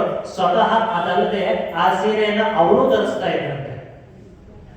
ಅಂತ ಹೇಳಿದ್ರೆ ಬಿಳಿ ಬಣ್ಣದ ಸೀರೆಗಳನ್ನೇ ಕೊಡ್ತಾ ಇದ್ರು ತಾಯಿ ಅಹಲ್ಯಾಬಾಯಿ ಹೋಳ್ಕರ್ ಅವರು. ಯಾವಾಗ ತನ್ನ ಪತಿದೇವರು ಇಲ್ಲವಾಗ್ತಾರೋ ಅವತ್ತಿನಿಂದ ಶಬ್ದ ಮಾಡಿದ್ರು. ಅದಾದ ನಂತರ ಅವರು ಸಹಿತ ತಮಗೆ ಯಾವ ರೀತಿಯಲ್ಲಿ ಬೇಕೋ ಸಾಧಾರಣವಾಗಿರ್ತಕ್ಕಂಥ ಬಟ್ಟೆಯ ಹತ್ತಿ ಬಟ್ಟೆಯ ಬಿಳಿ ಸೀರೆಗಳನ್ನ ಉಡೋದಕ್ಕೆ ಅವರು ಕೂಡ ಅದೇ ಸೀರೆಯನ್ನು ಬಳಸೋದ್ರಿಂದ ಜನಗಳಿಗೆ ಏನಾಯ್ತು ಅಂತ ಹೇಳಿದ್ರೆ ಇದೇ ಸೀರೆಗಳನ್ನು ಬಳಸಬೇಕು. ಮತ್ತ ಆ ಒಂದು ರಾಜ್ಯದಲ್ಲಿ ಈ ಸೀರೆ ಎಲ್ಲರಿಗೂ ಕೈಗೆಟುಕುವ ದರದಲ್ಲಿ ಸಿಗಬೇಕು. ನಮಗೆ ಈಗ ಸೀರೆಗಳು ತಯಾರಾಗಿದೆ ಅಂತ ಹೇಳ್ಬಿಟ್ಟು ಅದನ್ನ ಯಾವ್ಯಾವ ರೇಟಿಗೆ ಮಾರೋದಲ್ಲ, ಕೈಗೆಟುಕುವ ದರದಲ್ಲಿ ಎಲ್ಲರಿಗೂ ಸಿಗಬೇಕು ಅಂತ ಹೇಳಿ ಆ ಒಂದು ವಿಶೇಷ ಕಾರ್ಯವನ್ನು ಸಹಿತ ರಾಣಿ ಅಹಲ್ಯಾಬಾಯಿ ಹೋಳ್ಕರ್ ಅವರು 27 ಫೀಟ್ ಅಂತ ಹೇಳಿ 9 ಗಜ ಅಂತ ಹೇಳಿದ್ರೆ 27 ಫೀಟ್ ಅಂದ್ರೆ ಎಷ್ಟು ಮಳ ಆಗ್ತದೆ ಅಂದ್ರೆ ಲೆಕ್ಕ ಮಾಡ್ತಾರೆ. 16 ಮೊಳದ ಸೀರೆಯನ್ನು ಅಂದ್ರೆ ಅಷ್ಟು ದೊಡ್ಡದಾಗಿರ್ತಕ್ಕಂಥ ಸೀರೆ ಇವತ್ತು ಕೂಡ ಆ ಮಹೇಶ್ವರದ ಸೀರೆ ಇವತ್ತು ಸಹಿತ ಇಲ್ಲೂ ಬಹಳಷ್ಟು ಕಡೆ ನಾವು ಕೇಳ್ತೀವಿ. ಹೆಚ್ಚಾಗಿ ಮಹಾರಾಷ್ಟ್ರ ಮತ್ತು ಮಧ್ಯಪ್ರದೇಶಗಳಲ್ಲಿ ಬಹಳ ಕೇಳ್ತೀವಿ, ಉತ್ತರ ಭಾರತದಲ್ಲಿ ಬಹಳ ಕೇಳ್ತೀವಿ. ಈಗಲೂ ಸಹಿತ ಆ ಮಹೇಶ್ವರದ ಸೀರೆ ಡಿಮ್ಯಾಂಡ್ ಬೇರೆ ಬೇರೆ ದೇಶಗಳಲ್ಲೂ ಮಹೇಶ್ವರದ ಸೀರೆ ಅಂದ್ರೆ ಹ್ಯಾಂಗ ಕಂಚಿ, ಮೈಸೂರು ಸಿಲ್ಕ್ ಅಂತ ನೀವೇನು ಬೇರೆ ಬೇರೆ ಹೇಳ್ತೀರಲ್ಲ, ಹಂಗ ಅದರದ್ದೇ ಬನಾರಸ್ ಸಿಲ್ಕ್ ಇವೆಲ್ಲ ಹೇಳ್ತಾರೆ. ಇದರ ತರದ್ದೇ ಮಹೇಶ್ವರ ಸೀರೆ ಅಂತ ಹೇಳ್ಬಿಟ್ಟು ಅದರದ್ದು ಒಂದು ಘನತೆ 300 ವರ್ಷಗಳ ಹಿಂದೆ ಸಿದ್ಧವಾಗಿರ್ತಕ್ಕಂಥ ಒಂದು ರಾಣಿ ಅಹಲ್ಯಾಬಾಯಿ ಹೋಳ್ಕರ್ ಅವರು ಸ್ಥಾಪಿಸಿರ್ತಕ್ಕಂಥ ಅದು ಇವತ್ತಿಗೂ ಸಹಿತ ಬೇರೆ ಬೇರೆ ರಾಜ್ಯಗಳಲ್ಲಿ ಹೆಸರು ಮಾಡಿದ್ರು. ಅದನ್ನ ಹೆಂಗೆ ಹೆಸರು ಮಾಡಿದವರು ಅಂತ ಹೇಳಿದ್ರೆ ಬಂದವರಿಗೆ ಆ ರಾಣಿ ಅಹಲ್ಯಾಬಾಯಿ ಹೋಳ್ಕರ್ ಅವರು ಮಹೇಶ್ವರದಲ್ಲಿ ಅರಮನೆಯಲ್ಲಿ ಇರಬೇಕಾದ್ರೆ ಅವ್ರನ್ನ ಭೇಟಿ ಆಗೋದಕ್ಕೆ ರಾಜವಂಶಸ್ಥರು ಅಥವಾ ಬೇರೆ ಬ್ರಿಟಿಷ್ ಅಧಿಕಾರಿಗಳು ಅವ್ರನ್ನ ನೋಡಿ ಹಾಡಿಕೊಂಡು ಹೊಗಳಾಡೋದಕ್ಕೆ ಬಹಳಷ್ಟು ಜನ ಬರ್ತಿದ್ರು ಅಂತ. ಅಲ್ಲಿ ಬಂದವರಿಗೆಲ್ಲ ಉಡುಗೊರೆಯಾಗಿ ಈ ಮಹೇಶ್ವರ ಸೀರೆಯನ್ನ ಕೊಡ್ತಾ ಇದ್ರು. ಇದು ನಮ್ಮಲ್ಲೇ ಸಿದ್ಧವಾಗಿರ್ತಕ್ಕಂಥ ಮಹೇಶ್ವರದ ಸೀರೆ. ಇದನ್ನು ನೀವು ತಗೊಂಡು ಹೋಗ್ರಿ, ಬಳಸ್ರಿ ಅಂತ ಹೇಳ್ಬಿಟ್ಟು ರಾಣಿ ಮಹಾರಾಣಿಯರೆಲ್ಲರಿಗೂ ಸಹಿತ ಅದನ್ನು ಕೊಡೋದ್ರ ಮೂಲಕ ಅವರು ಸ್ವತಃ ಉಡೋದ್ರ ಮೂಲಕ ಅದು ಬಹಳಷ್ಟು ಪಬ್ಲಿಸಿಟಿ ಆಗಿಬಿಡ್ತು ಆ ಸಂದರ್ಭದಲ್ಲಿ ಅವರು ಅದೇ ಸಂದರ್ಭದಲ್ಲಿ ಬೇರೆ ಬೇರೆ ದೇಶಗಳಿಗೂ ಸಹಿತ ಅದು ರಫ್ತಾಗ್ತಾ ಇತ್ತಂತೆ. ಅಷ್ಟರ ಮಟ್ಟಿಗೆ ಬೇರೆ ಬೇರೆ ದೇಶಗಳಿಗೂ ಹೋಗ್ತಾ ಇತ್ತಂತೆ. ಅಷ್ಟರ ಮಟ್ಟಿಗೆ ಆ ಒಂದು ಕಾರ್ಖಾನೆ, ಆ ಜವಳಿ ಕಾರ್ಖಾನೆ ಆ ಮಹೇಶ್ವರದಲ್ಲಿ ಸಿದ್ಧವಾಗಿರುತ್ತಿತ್ತು. ಈ ರೀತಿ ಅವರು ಬರೀ ಬಟ್ಟೆಗಷ್ಟೇ ಅಲ್ಲ, ರಾಗಿ ಆಯ್ತು, ಇನ್ನು ಮೇಟಿ ಮೊನ್ನೆ ಹೇಳಿದ್ವಿ, ಅಲ್ಲಿ ವಿಂಧ್ಯ ಪರ್ವತ, ಮಹೇಶ್ವರದ ಸುತ್ತಮುತ್ತ ಎಲ್ಲ ಈಗ ನೋಡಿದ್ರೆ ನಮಗೆ ಹಚ್ಚ ಹಸಿರಾಗಿರ್ತಕ್ಕಂಥದ್ದು ಉಳುಮೆ ಭೂಮಿ ಈಗ ನಮಗೆ ಅದರಲ್ಲಿ ಕಂಡು ಬರ್ತದ. ಆದ್ರೆ ಆ ಸಂದರ್ಭದಲ್ಲಿ ಸಂಪೂರ್ಣ ಬೆಟ್ಟದ ಪ್ರದೇಶ ಅಂದ್ರೆ ಗುಡ್ಡಗಾಡುಗಳ ಪ್ರದೇಶ. ಈ ಪ್ರದೇಶದಲ್ಲಿ ಅವಾಗ ನರ್ಮದಾ ನದಿ ತಟ ಅಂದ್ರೆ ಹಾಗೆ ಗುಡ್ಡಗಾಡುಗಳ ಪ್ರದೇಶ, ಅಲ್ಲಲ್ಲಿ ಶಿವನ ನಿವಾಸಗಳು, ಶಿವನ ತಾಣಗಳು ಬಹಳಷ್ಟಿವೆ ನರ್ಮದಾ ದಡದಲ್ಲಿ.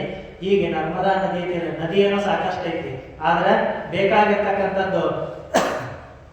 ನಮಗೆ ಬೇಕಾಗಿರ್ತಕ್ಕಂಥದ್ದು ಕೃಷಿ ಭೂಮಿ ಬೇಕು. ಆ ಕೃಷಿ ಭೂಮಿಯನ್ನ, ಈ ಬೆಟ್ಟದ ಮಣ್ಣನ್ನ ಹೆಂಗೆ ಕೃಷಿ ಭೂಮಿಯನ್ನಾಗಿ ಪರಿವರ್ತನೆ ಮಾಡಬಹುದು ಅಂತ ಹೇಳಿ ಬಹಳಷ್ಟು ಕೃಷಿಯಲ್ಲಿ ನಿಪುಣರಾಗಿರ್ತಕ್ಕಂಥವ್ರನ್ನ ಮಹಾರಾಷ್ಟ್ರದಿಂದ ಅವರ ಹುಟ್ಟೂರಾಗಿರ್ತಕ್ಕಂಥ ಅಹಮದ್ ನಗರ ಜಿಲ್ಲೆಯಿಂದ, ಈಗ ಅಹಲ್ಯಾಬಾಯಿ ನಗರ ಅಂತಿದೆ, ಆ ಅಹಲ್ಯಾಬಾಯಿ ನಗರದ ಜಿಲ್ಲೆಯಿಂದ ಅವರನ್ನ ಕರೆಸಿಕೊಂಡು ಅವರಿಗೆ ಅಲ್ಲಿರ್ತಕ್ಕಂಥ ಜನರಿಗೆ ತರಬೇತಿಯನ್ನು ಕೊಡಿಸಿದ್ರು. ಏನಂತ, ನೀವು ಈ ಭೂಮಿಯನ್ನ ಫಲವತ್ತತೆಯಿಂದಾಗಿ ಬೆಳೆಯೋದಕ್ಕೆ, ಯಾವ ರೀತಿಯನ್ನು ಬೆಳೆಯೋದಕ್ಕೆ ಏನೆಲ್ಲ ಸವಲತ್ತುಗಳನ್ನು ಇಲ್ಲಿ ಮಾಡಬಹುದು ಆ ರೀತಿ ಸಿದ್ಧಪಡಿಸ್ರಿ ಅಂತ ಹೇಳಿ ಅದಕ್ಕೆ ಎಲ್ಲೆಲ್ಲಿಂದೋ ಜನಗಳನ್ನ ಕರೆಸಿ ಅಲ್ಲಿರ್ತಕ್ಕಂಥ ಬಂಡೆಗಳನ್ನು ಶುಚಿಗೊಳಿಸಿ ಅಲ್ಲಿ ಆ ಭೂಮಿಯನ್ನ ಉಳುಮೆ ಭೂಮಿಯನ್ನಾಗಿ ಮಾಡೋದಕ್ಕೆ ಬಹಳಷ್ಟು ಶ್ರಮವನ್ನ ವಹಿಸಿ, ಸ್ವತಃ ತಾವೇ ನಿಂತು ಶ್ರಮವನ್ನ ವಹಿಸಿ ಅವರು ಆ ಕೃಷಿ ಭೂಮಿಯನ್ನು ಸಹಿತ ಅಲ್ಲಿ ಸಿದ್ಧಪಡಿಸಿದ್ರು. ಯಾಕಂತ ಹೇಳಿದ್ರೆ ಇಲ್ಲಿ ಯಾರಿಗೆ ಏನು ಆಹಾರಗಳು ಬೇಕಲ್ಲ ಇಲ್ಲೇ ನಾವು ಬೆಳಿಬೇಕು. ಅದನ್ನ ಬೇರೆ ಕಡೆಯಿಂದ ತರೋದಕ್ಕೋಸ್ಕರ ಮತ್ತೆ ನಮ್ಮ ಜನರು ಪರದಾಡಬಾರದು. ಇಲ್ಲೇ ಎಲ್ಲವೂ ಕೂಡ ಎಲ್ಲಾ ಸವಲತ್ತುಗಳು ಮಹೇಶ್ವರದಲ್ಲಿಯೇ ಆಗಬೇಕು ಅಂತ ಬಹಳಷ್ಟು ಯೋಚನೆ ಮಾಡಿದ್ರು. ಇದರ ಜೊತೆಗೆ ಒಂದು ರಾಟಿ ಮತ್ತೆ ಮೇಟಿ ಅಂತ ಹೇಳಿದ್ವಿ, ಅದರ ಜೊತೆಗೆ ಮತ್ತೆ ಹೇಳ್ತಾರ ರಾಣಿ ಅಹಲ್ಯಾಬಾಯಿಯವರು ಈ 4ಕ್ಕೆ ಬಹಳಷ್ಟು ಮಹತ್ವ ಕೊಡ್ತಿದ್ರು. ಈ 4 ಈಗೂ ಸಹಿತ ನಾವು ಜೀವನದಲ್ಲಿ ಈ 4ನ್ನ ನಾವೇನಾದ್ರೂ ಪಾಲನೆ ಮಾಡಿದೀವಿ ಅಂತ ಹೇಳಿದ್ರೆ ಈ ಒಂದು 3 ಪ್ರಾರ್ಥನೆ, ಇನ್ನೊಂದು ತಾಯಿ ಅಹಲ್ಯಾಬಾಯಿ ಹೇಳ್ತಕ್ಕಂಥ ಒಂದು ಮಾತು, ಅದನ್ನ ನಾವು ಪಾಲನೆಯನ್ನ ಮಾಡಿದ್ವಿ ಅಂತ ಹೇಳಿದ್ರೆ ನಾವು ಈ ಒಂದು ಜೀವನದಲ್ಲಿ ಮಾನವನಾಗಿ ಹುಟ್ಟಿ ಅಹಲ್ಯಾಬಾಯಿಯವರ ಚರಿತ್ರೆಯನ್ನು ಕೇಳಿ ಅಥವಾ ಪರಮಾತ್ಮ ಸಾನ್ನಿಧ್ಯವನ್ನು ಪಡೀಲಿಕ್ಕೆ ನಿಜವಾಗ್ಲೂ ಕೂಡ ಸಾರ್ಥಕದ ಜೀವನ ನಮ್ಮದಾಗ್ತದೆ. ಆ 3 ಏನು ಅಂತ ಹೇಳಿದ್ರೆ, ಒಂದು ರೈತರಿಗಾಗಿ ಮೊದಲೇ ಹೇಳಿದಾಗೆ, ಇನ್ನೊಂದು ಮೇಟಿ ಅಂತ ಹೇಳಿದಾಗೆ ನೇಕಾರಿಕೆ. ಇವತ್ತು ನಾವು ಇಷ್ಟೆಲ್ಲ ಚೆನ್ನಾಗಿರ್ತಕ್ಕಂಥ ಬಟ್ಟೆಗಳನ್ನ ಉಡ್ತಾ ಇದ್ದೀವಿ ಅಂತ ಹೇಳಿದ್ರೆ ಒಬ್ಬ ನೇಕಾರನ ಶ್ರಮ ಬಹಳಷ್ಟಿದೆ. ಅವನು ಯಾವುದೋ ಒಂದು ಹುಳದಿಂದ ಒಂದಿಷ್ಟು ಬಟ್ಟೆಯನ್ನು ತೆಗಿತಾನ, ಒಂದಿಷ್ಟು ಅದನ್ನೆಲ್ಲವನ್ನ ದಾರವನ್ನಾಗಿ ಮಾಡಿ ಅದನ್ನ ಓತಪ್ರೋತವಾಗಿ ಸೇರಿಸಿ ಅದನ್ನ ನಮಗೆ ಬೇಕಾಗಿರ್ತಕ್ಕಂಥ ಒಂದು ರೂಪದಲ್ಲಿ ಸೇರಿಸಿ ನಮಗೆ ಕೊಡ್ತಾನ ಅಂತ ನೇಕಾರರು. ಈ 3 ಪ್ರಾರ್ಥನೆಯನ್ನ ತಾಯಿ ಅಹಲ್ಯಾಬಾಯಿ ಹೋಳ್ಕರ್ ಅವರು ಮಾಡ್ತಿದ್ರು. ಇನ್ನೊಂದು ಏನು ಹೇಳಿದ್ರು, ಸೈನ್ಯವೇ ನಮ್ಮ ಶಕ್ತಿ. ಇವತ್ತು ಕೂಡ ನಾವು ಇಷ್ಟೆಲ್ಲ ಕುತ್ಕೊಂಡು ಆರಾಮಾಗಿ ಮಾತಾಡಕತ್ತೀವಿ ಅಂತ ಹೇಳಿದ್ರೆ ಗಡಿನಾಡಿನಲ್ಲಿ ಇದಕ್ಕೋಸ್ಕರ ನಾವೆಲ್ಲ ಇಲ್ಲಿ ಆರಾಮಾಗಿರ್ಲಿ ಅಂತ ಹೇಳ್ಬಿಟ್ಟು ಗಡಿನಾಡಿನಲ್ಲಿ ನಿಂತ್ಕೊಂಡು ಬಹಳಷ್ಟು ಹೋರಾಡ್ತಕ್ಕಂಥ ನಮ್ಮ ಸೈನಿಕರು ಅವರೆಲ್ಲ ಜನರ ಅಂತ ಹೇಳಿದ್ರೆ ನಾವು ಇಲ್ಲಿ ಆರಾಮಾಗಿ ಕುತ್ಕೊಂಡು ಇಷ್ಟೆಲ್ಲ ಕೇಳ್ಬೋದು. ಇಲ್ಲ ಅಂತ ಹೇಳಿದ್ರೆ ಇಷ್ಟೊತ್ತಿಗೆ ಆಲ್ರೆಡಿ ಯುದ್ಧಗಳು ಸರಿ ಮಾಡ ಯಾವಾಗ ಏನಾಗ್ತದೆ ಅಂತ ಈಗ ಒಂದು ಸ್ವಲ್ಪ ಒಂದು 2-3 ತಿಂಗಳಿಂದ ನಾವು ಎಲ್ಲರಿಗೂ ಭಯ ಶುರುವಾಗಿತ್ತು ನೋಡ್ರಿ, ಯಾವಾಗ ಏನಾಗುತ್ತಾ ಏನು. ಇಲ್ಲ ಲೈಟ್ ತೆಗಿತಾರ, ಮೊಬೈಲ್ ತಾವು ಬರ್ತಿದ್ವಿ, ಏನು ಇವತ್ತು 2 ತಾಸು ಲೈಟ್ ತೆಗಿತಾರ, ಯಾವ ಫೋನು ಎಲ್ಲ ಫೋನ್ ಸ್ವಿಚ್ ಆಫ್ ಬಿಡ್ರಿ, ಅದು ಮಾಡ್ರಿ ಈ ಟೈಮಲ್ಲಿ ಹಂಗೆ ಬರ್ತದೆ ಅಂದ್ರೆ ಅಲ್ಲಿ ಏನೋ ಬಂದಿರೋದಿಲ್ರಿ. ಇಲ್ಲೇ ನಮ್ಮ ಜನನ ಇದ್ರೊಳಗೆ ಕಳಿಸ್ಕೊಟ್ಟ ಹಬ್ಬಿಸ್ಕೊಳ್ಳೋದು ಬಾಳ ಅಂದ್ರೆ ಶಸ್ತ್ರೇಣ ರಕ್ಷಿತೇ ರಾಷ್ಟ್ರೇ ಶಾಸ್ತ್ರ ಚಿಂತಾ ಬರ್ತದೆ. ಇದು ನಾವೆಲ್ಲ ಕುತ್ಕೊಂಡು ಭಗವಂತನ ಧ್ಯಾನ ಮಾಡಕತ್ತೀವಿ. ಇದಕ್ಕೆ ಕಾರಣ ಏನು ಅಂತ ಹೇಳಿದ್ರೆ ಶಸ್ತ್ರಗಳನ್ನ ಹಿಡ್ಕೊಂಡು ಹಗಲು ರಾತ್ರಿ ನಿದ್ದೆಯನ್ನ ಗೆಟ್ಟು ಹೇಳಿದೆ ನಾನು ಮೊನ್ನೆ 2-3 ಡಿಗ್ರಿ ಇರ್ತದೆ ಮೈನಸ್ ಅಂತ ಹೇಳ್ಬಿಟ್ಟು ಸಿಯಾಚಿನಲ್ಲಿ ಹಾಗೆ ಅಷ್ಟು ಇರೋದಂತೆ ಅಜ್ಜಾರ್ ಹೇಳಿದ್ರು ಮೊನ್ನೆ. ಅದೆಲ್ಲ ಆದ್ಮೇಲೆ 60 ತನಕ ಹೋಗಿರ್ತದಂತ, -60 ತನಕ ಹೋಗಿರ್ತದಂತ. ನಮಗ ಇಲ್ಲಿ ಚಳಿ 8-9 ಲಾಸ್ಟ್ ಬಂದಿರ್ತದೆ, ಅಷ್ಟು ಬಂದಿರೋದಲ್ಲ. 13 ಬಂದ್ರೆ ನಮಗೆ ತಡ್ಕೊಳಕ್ಕಾಗುತ್ತೆ, 13 ಡಿಗ್ರಿ ನಮಗೆ ತಡ್ಕೊಳಕ್ಕಾಗುತ್ತೆ, ಚಳಿ ಭಾಳ ಅಂತ ಹೇಳ್ತೀವಿ. ಅದು ಒಂದು ಸ್ವಲ್ಪ ಆ ಕಡೆ ಉತ್ತರ ಭಾರತಕ್ಕೆ ಹೋದಾಗ ಅಲ್ಲಿ 7 ಇತ್ತು ಅಂದ್ರೆ ಭಾಳ ಚಳಿ ಅಂತ ಹೇಳ್ತೀವಿ. ಆದ್ರೆ ನೀನು -60 ಅಂತ ಹೇಳಿದ್ರೆ ನೀವು ಊಹೆನೂ ಮಾಡ್ಕೊಳಕ್ಕಾಗೋದಿಲ್ಲ. ಫ್ರಿಜ್ನಾಗ ಕೂತು ನೋಡ್ತಾನೆ ಆಗೋದಿಲ್ಲ. ಅಂದ್ರೆ ಫ್ರಿಜ್ನಾಗ ಕಡಿಮೆ ಇರ್ತದೆ, ಅದಕ್ಕಿಂತ ಹೆಚ್ಚು ಅಂತ ಹೇಳಿದ್ರೆ -60 ಅಂತ ಚಳಿಯಲ್ಲಿ ಅಥವಾ ಅಂತ ಅಷ್ಟೆಲ್ಲ ಕಷ್ಟಪಟ್ಟು ತಮ್ಮ ಎಷ್ಟು ಅಲ್ಲಿ ಹೇಳ್ತಾರೆ 1 ವರ್ಷ ಡ್ಯೂಟಿ ಮಾಡಿದ್ರೆ ಜೀವನದ ಎಷ್ಟೋ ವರ್ಷಗಳ ಆಯಸ್ಸು ಒಂದು ಕಡಿಮೆ ಆಗಿಬಿಡ್ತದೆ ಅಂತಾರೆ. ಅಷ್ಟು ಚಳಿ ಇರ್ತದೆ. ಅಂತ ಚಳಿಯಲ್ಲಿ ಆಗಲಿ, ಮಳೆ ಆಗಲಿ, ಬಿಸಿಲಾಗಲಿ ಯಾವುದನ್ನು ನೋಡದೆ ಅಲ್ಲಿ ಸೈನಿಕರು ಕಷ್ಟಪಟ್ಟು ದುಡಿತಾ ಇದ್ದಾರೆ, ಕಷ್ಟಪಟ್ಟು ಕಾಯ್ತಾ ಇದ್ದಾರೆ ದೇಶವನ್ನ ಅಂತ ಹೇಳಿ ನಾವೆಲ್ಲ ಇಷ್ಟೆಲ್ಲ ಚರ್ಚೆ. ಈಗ ಹ್ಯಾಂಗ ನಾವು ಸೈನಿಕರಿಗೆ ಅಷ್ಟು ಬೆಲೆ ಕೊಡೋದು. ಅದಕ್ಕೆ ಅಹಲ್ಯಾಬಾಯಿ ಹೋಳ್ಕರ್ ಅವರು ಸಹಿತ ಆ ಸಮಯದಲ್ಲಿ ಸೈನ್ಯ ಚೆನ್ನಾಗಿತ್ತು ಅಂತ ಹೇಳಿದ್ರೆ ದೇಶದ ರಕ್ಷಣೆಯನ್ನು ಮಾಡೋದಕ್ಕೆ ಸಾಧ್ಯ ಆಗ್ತದೆ. ಸೈನಿಕರು ಮೊದಲು ಎಲ್ಲ ವಿಷಯಗಳಲ್ಲೂ ಪ್ರಬಲರಾಗಬೇಕು. ಅವರಿಗೆ ಆಹಾರದ ಕೊರತೆ ಆಗಬಾರ್ದು, ಅವರಿಗೆ ಉಡುಗೆ ತೊಡುಗೆಗಳ ಕೊರತೆ ಆಗಬಾರ್ದು, ಅವರಿಗೆ ಇರೋದಕ್ಕೆ ಕೊರತೆ ಆಗಬಾರ್ದು, ಅವರಿಗೆ ಆರೋಗ್ಯದ ಸಮಸ್ಯೆಗಳು ಬರಬಾರ್ದು ಅಂತೇಳಿ ಸೈನ್ಯದ ಮೇಲೆ ಬಹಳಷ್ಟು ನಿಗಮನ ವಹಿಸ್ತಾ ಇದ್ದಾರೆ. ಯಾವತ್ತಾದ್ರೂ ಒಂದು ರಾಜ್ಯ ಚೆನ್ನಾಗಿರ್ಬೇಕು ಅಂತ ಹೇಳಿದ್ರೆ ಸೈನ್ಯ ಚೆನ್ನಾಗಿರ್ಬೇಕಂತ. ಸೈನ್ಯ ಎಷ್ಟು ಪ್ರಬಲವಾಗಿರ್ತದೋ, ಎಷ್ಟು ಆರೋಗ್ಯವಂತರಾಗಿರ್ತದೋ, ಯಾವ ಸಂದರ್ಭದಲ್ಲೂ ಸಹಿತ ಯುದ್ಧಕ್ಕೆ ರೆಡಿ ಅಂತಕ್ಕಂಥ ಒಂದು ಸಿಚುವೇಶನ್ ಅಲ್ಲಿ ಇರ್ತದೋ ಅವಾಗ ಮಾತ್ರ ಆ ರಾಜ್ಯ ಚೆನ್ನಾಗಿರ್ತದ. ಇಲ್ಲ ಅಂತ ಹೇಳಿದ್ರೆ ರಾಜ್ಯ ಚೆನ್ನಾಗಿರಲ್ಲ. ಇದು ಮಲ್ಹಾರ ಹೋಳ್ಕರ್ ಅವರು ಆ ತಾಯಿ ಅಹಲ್ಯಾಬಾಯಿ ಹೋಳ್ಕರ್ ಅವರಿಗೆ ಅವಾಗ ಹೇಳ್ತಾ ಇದ್ರು, ರಾಜ್ಯ ಚೆನ್ನಾಗಿರ್ಬೇಕು ಅಂತ ಹೇಳಿದ್ರೆ ಎರಡ ಚೆನ್ನಾಗಿರ್ಬೇಕಂತ. ಮೊದಲು ರಾಜ್ಯ ಆ ರಾಜ್ಯ ಬಹಳ ಚಲೋ ಇದೆ ಅಂತ ಹೇಳ್ಬೇಕು ಅಂತ ಹೇಳಿದ್ರೆ ರಾಜ್ಯದ ಸಂಪತ್ತಿನಲ್ಲಿ ರಾಜ್ಯದ ಭಂಡಾರದಲ್ಲಿ ಸಂಪತ್ತಿರ್ಬೇಕು, ಭಂಡಾರದಲ್ಲಿ ಸಂಪತ್ತಿರ್ಬೇಕು, ಮತ್ತೆ ರಾಜ್ಯದ ಸೈನ್ಯ ಚೆನ್ನಾಗಿರ್ಬೇಕು. ಇದು ಎರಡಿತ್ತು ಅಂತ ಹೇಳಿದ್ರೆ ಯಾರು ಯಾವ ಸಂದರ್ಭದಲ್ಲಿ ಯಾವುದೇ ತರದ ಆಕ್ರಮಣವನ್ನ ಕೈಗೊಂಡ್ರು ಸಹಿತ ನಾವು ಅದನ್ನ ಅವ್ರ ಮೇಲೆ ದಂಡೆತ್ತಿ ಹೋಗಬಹುದು ಅಂತ ಹೇಳ್ತಿದ್ರು. ಹಾಗಾಗಿ ತಾಯಿ ಅಹಲ್ಯಾಬಾಯಿ ಹೋಳ್ಕರ್ ಅವರು ಸಹಿತ ಸೈನ್ಯದ ಮೇಲೆ ಬಹಳಷ್ಟು ಕಾಳಜಿಯನ್ನು ವಹಿಸ್ತಾರೆ. ಇದರ ಜೊತೆಗೆ ಮತ್ತೆ ಇನ್ನೊಂದು ಹೇಳ್ತಾ ಇದ್ವಿ ಏನು ಅಂತ ಹೇಳಿದ್ರೆ ಸ್ತ್ರೀ ಶಕ್ತಿ ಸಬಲವಾಗಿರ್ಬೇಕು. ಸ್ತ್ರೀಯರಿಗೆ ಎಲ್ಲಿಲ್ಲದ ಆದ್ಯತೆಯನ್ನು ಕೊಡಬೇಕು, ಅವರನ್ನ ಪೂಜ್ಯ ಭಾವನೆಯಿಂದ ನೋಡಬೇಕು ಅಂತಕ್ಕಂಥದ್ದು ಇದು ಅಹಲ್ಯಾಬಾಯಿ ಹೋಳ್ಕರ್ ಅವರ ಮಾತಾಗಿದೆ. ಇವತ್ತು ನಾವು ಸ್ತ್ರೀಯರಿಗೆ ಎಷ್ಟೋ ವಿಷಯಗಳಲ್ಲಿ ಅವರನ್ನ ಸ್ತ್ರೀ ಸ್ವಾತಂತ್ರ್ಯ ಅರ್ಹತೆ ಅನ್ನೋ ತರ ಅವರಿಗೆ ಸ್ವತಂತ್ರತೆಯನ್ನು ಕೊಡದೆ ಅವರನ್ನ ಒಂದು ಕಡೆಗೆ ತಳ್ಳುತ್ತಾ ಇದ್ದೀವಿ. ಅಥವಾ ಸ್ತ್ರೀ ಅಂತ ಹೇಳಿದ್ರೆ ಮಹಿಳೆಯರು ಇತ್ತೀಚಿನ ನಿರ್ಮಾಣಗಳಲ್ಲಿ ಮಹಿಳೆಯರು ಯಾವುದಕ್ಕೂ ಕಡಿಮೆ ಇಲ್ಲ ಅನ್ನೋದು ಈಗ ನಾವು ನೋಡ್ತೀವಿ. ಈಗ ಎಷ್ಟೋ ನಾವು ಮೊಬೈಲ್ ಹೇಳಿದ್ವಿ ಅಂತ ಹೇಳಿದ್ರೆ ನೀವು ವಾಟ್ಸಪ್ ಫೇಸ್ಬುಕ್ನಾಗೆಲ್ಲ ನೋಡ್ತೀವಿ, ಮಹಿಳೆಯರು IAS ಪರೀಕ್ಷೆಯನ್ನು ಬರೆದಿದ್ದಾರೆ ಅಂತ ಹೇಳಿದ್ರೆ ಬಡ ಕುಟುಂಬದಿಂದ ಬಂದ IAS ಪರೀಕ್ಷೆಯನ್ನು ಬರೆದಿದ್ದಾರೆ ಅಂತೇಳಿ ಎಷ್ಟೋ ಜನ ದೊಡ್ಡ ದೊಡ್ಡ ಹುದ್ದೆಗಳಿಗೆ ಹೋಗ್ತಾ ಇದ್ದಾರೆ. ಈ ರೀತಿ ಆಗಬೇಕು ಅಂತ ಹೇಳಿ ರಾಣಿ ಅಹಲ್ಯಾಬಾಯಿ ಹೋಳ್ಕರ್ ಅವರು ಅವತ್ತು ಕನಸಿಕೊಂಡಿದ್ರು. ಹಾಗಾಗಿ ಅವರು 3 ಯಾವುದನ್ನ ಪ್ರಾರ್ಥನೆಯನ್ನು ಮಾಡ್ತಾ ಇದ್ರು ಆ 3ನ್ನ ನಾವು ನಮ್ಮ ಜೀವನದಲ್ಲಿ ಪ್ರಾರ್ಥನೆ ಮಾಡಬೇಕು. ನಾವು ಆ 3ನ್ನ ಪ್ರಾರ್ಥನೆ ಮಾಡಲಿಲ್ಲ ಅಂತ ಹೇಳಿದ್ರೆ ನಮ್ಮ ಜೀವನ ಸಾರ್ಥಕ ಆಗಲ್ಲ. ಒಂದು ಏನು ಅಂತ ಹೇಳಿದ್ರೆ ಈ ದೇಶದಲ್ಲಿರ್ತಕ್ಕಂಥ ರೈತ ಯಾವತ್ತೂ ಕೂಡ ಕಾಲಕ್ಕೆ ಮಳೆ ಆಗಲಿ, ಮಳೆಗೆ ತಕ್ಕಂಗೆ ಚೆನ್ನಾಗಿ ಅವನಿಗೆ ಬೆಳೆ ಬರಲಿ, ಬೆಳೆಗೆ ತಕ್ಕಂಗೆ ಸರಿಯಾಗಿರ್ತಕ್ಕಂಥ ಬೆಂಬಲದ ಬೆಲೆ ಅವನಿಗೆ ಸಿಕ್ಕೋ, ಆ ರೈತ ಯಾವತ್ತೂ ಕೂಡ ಸುಖ ಸಂತೋಷದಿಂದ ಆರೋಗ್ಯವಂತನಾಗಿ ಬಾಳಲಿ ಅಂತ ಹೇಳಿ ಒಂದು ಪ್ರಾರ್ಥನೆ.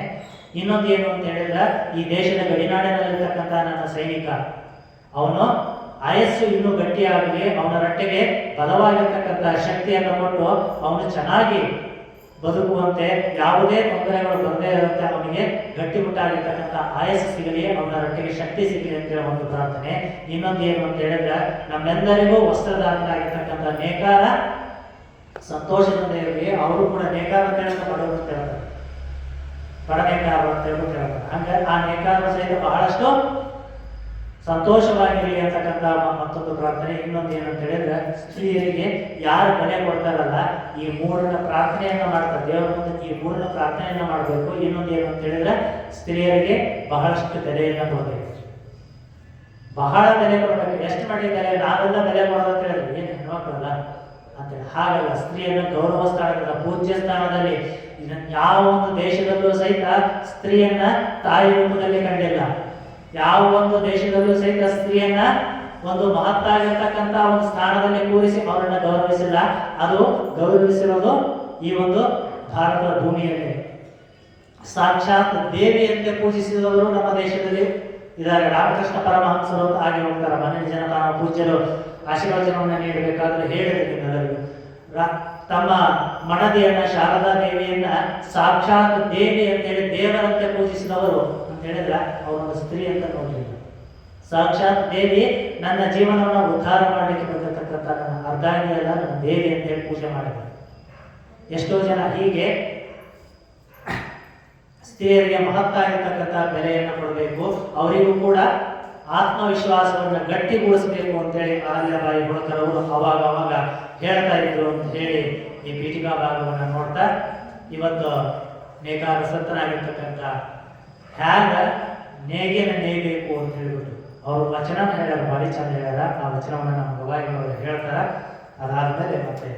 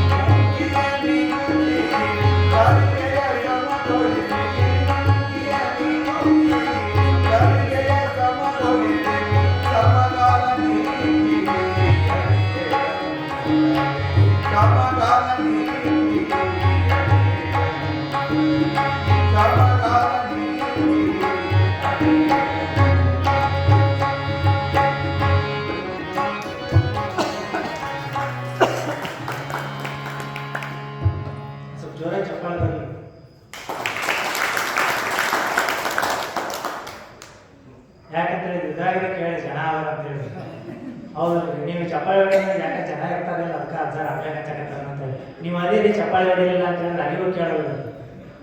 ಹಾಗಾಗಿ ಅವ್ರಿಗೆ ಕೇಳೋದು ಬಿಡ್ರಿ, ನೀವು ಹೊಡೆದಿದ್ದು ಇಲ್ಲಿಗಾರ ಕೇಳಿ ಅಂತ ಹೇಳಿ. ಯಾಕಂತ ಹೇಳಿದ್ರೆ ಮತ್ತು ಅವ್ರಿಗೆ ಒಂದು ಸ್ವಲ್ಪ ಪ್ರೋತ್ಸಾಹವನ್ನು ನೀಡಿದ್ರಿ ಅಂತ ಹೇಳಿದ್ರೆ ಮತ್ತೊಂದು ಸ್ವಲ್ಪ ನಾಳೆಗೆ ಇನ್ನೊಂದು ಎರಡು ಹಾಡ್ತಿರು ಹಾಡಾಡ್ತಾರೆ ಹೌದು. ಯಾಕಂತ ಹೇಳಿದ್ರೆ ಸಂಗೀತ ಅಂತಕ್ಕಂಥದ್ದು ಎಲ್ಲ ರೋಗಗಳಿಗೆ ಮದ್ದಾಗಿರ್ತಕ್ಕಂಥದ್ದು. ಅದೇ ಥರನಾಗಿ ಅದ್ಭುತವಾಗಿರ್ತಕ್ಕಂಥ ಒಂದು ವಚನವನ್ನ ದೇವರ ದಾಸಮೇನವರು ಹೇಳ್ತಾರೆ.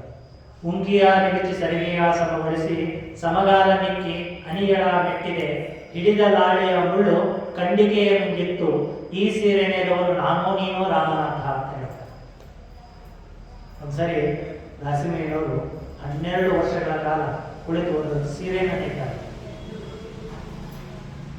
ಅಂದ್ರೆ ಅವ್ರ ಬಟ್ಟೆಗಳನ್ನ ದಿನನಿತ್ಯಕ್ಕೆ ಒಂದಿಷ್ಟನ್ನ ಬಹಳಷ್ಟು ಯಾವ್ದಾದ್ರು ಬೇಕು ಹಾಗೆಲ್ಲ ದಿನನಿತ್ಯದ ಜೀವನಕ್ಕೆ ಎಷ್ಟು ಬೇಕೋ ಅಷ್ಟೆಲ್ಲ ಮಾಡ್ತಾ ಇದ್ರು. ಬಟ್ 12 ವರ್ಷಗಳ ಕಾಲ ಕುಳಿತು ಒಂದು ಅದ್ಭುತವಾಗಿರ್ತಕ್ಕಂಥ ಒಂದು ಸೀರೆಯನ್ನ ವಿವಿಧ ನೂಲುಗಳಿಂದ ವಿವಿಧವಾಗಿರ್ತಕ್ಕಂಥ ವಸ್ತ್ರವನ್ನ ಆ ಬಟ್ಟೆ ನೋಡಿದ್ರ ಆ ವಸ್ತ್ರವನ್ನ ನೋಡಿದ್ರ ಅವರಿಗೆ ಬಹಳಷ್ಟು ಆಶ್ಚರ್ಯ ಆಗಿದೆ ಎಲ್ಲ ಜನರಿಗೆ.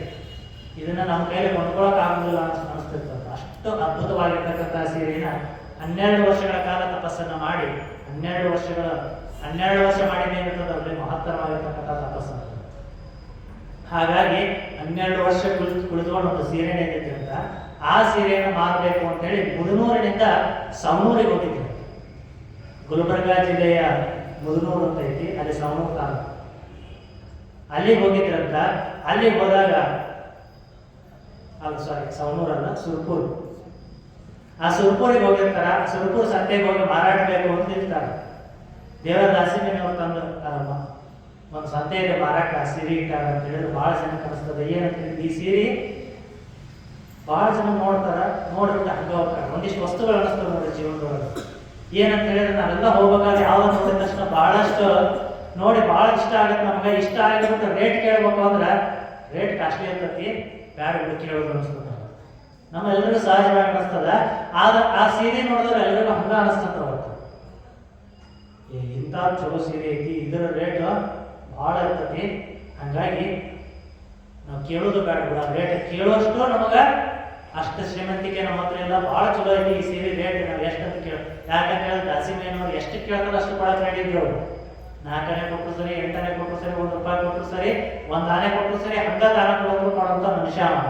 ಆದ್ರೆ ಅದನ್ನು ಯೋಚನೆ ಮಾಡಲಿಲ್ಲ. ಜನ ನೋಡಿದವ್ರಿಗೆಲ್ಲ ಈ ಸೀರೆ ನಾವು ತಗೊಳ್ಳುವಂಥದ್ದಲ್ಲ, ಯಾರೋ ದೊಡ್ಡ ವ್ಯಕ್ತಿಗಳು ತಗೊಳ್ಳುವಂಥದ್ದು. ಬಹಳ ಕಿಮ್ಮತ್ತೈತಿ, ಇಷ್ಟು ಕಿಮ್ಮತ್ತು ಕೊಡುವಷ್ಟು ಯೋಗ್ಯತೆ ನಮ್ಮಲ್ಲಿಲ್ಲ ಅಂತ ಬಹಳ ಜನ ಹೋಗ್ತಿದ್ರು. ಅದು ಹೋದ್ಮೇಲೆ ಸಂಜೆ ತನ ಆತು, ಯಾರು ತಗೊಳ್ಳೋಕೆ ವಾಪಸ್ಸು ತಗೊಂಡು ಹೊಂಟಿದ್ರು. ಸುರಪುರದಿಂದ ಮುದನೂರಿಗೆ ಹೊಂಟಿದ್ರು. ಮುದನೂರಿಗೆ ಹೋಗ್ಬೇಕಾದ್ರೆ ಅಲ್ಲಿ ಮಧ್ಯದಲ್ಲಿ ಪರಮಾತ್ಮ ಬಂದ. ಭಗವಂತ ಒಬ್ಬ ಹುಚ್ಚನ ವೇಷದಲ್ಲಿ ಬಂದಂತ. ಹುಚ್ಚನ ವೇಷದಲ್ಲಿ ಬಂದು ಯಾರು ನೀನು ಎಲ್ಲಿ ಹೊಂಟಿ ಅಂತ ಹೇಳಿ, ಇಲ್ಲಪ್ಪ ನಾನು ಹಿಂಗ ಊರೈತಿ ಮುದನೂರು ಐತಿ ಹೊಂಟೀನಿ, ನನಗೆ ಭಾಳ ತಂಡೆ ಆಗತ್ತೈತಿ, ಮತ್ತು ನಿನ್ನ ಹತ್ರ ಏನು ಬೇಕು ಕೊಡಲ್ಲ.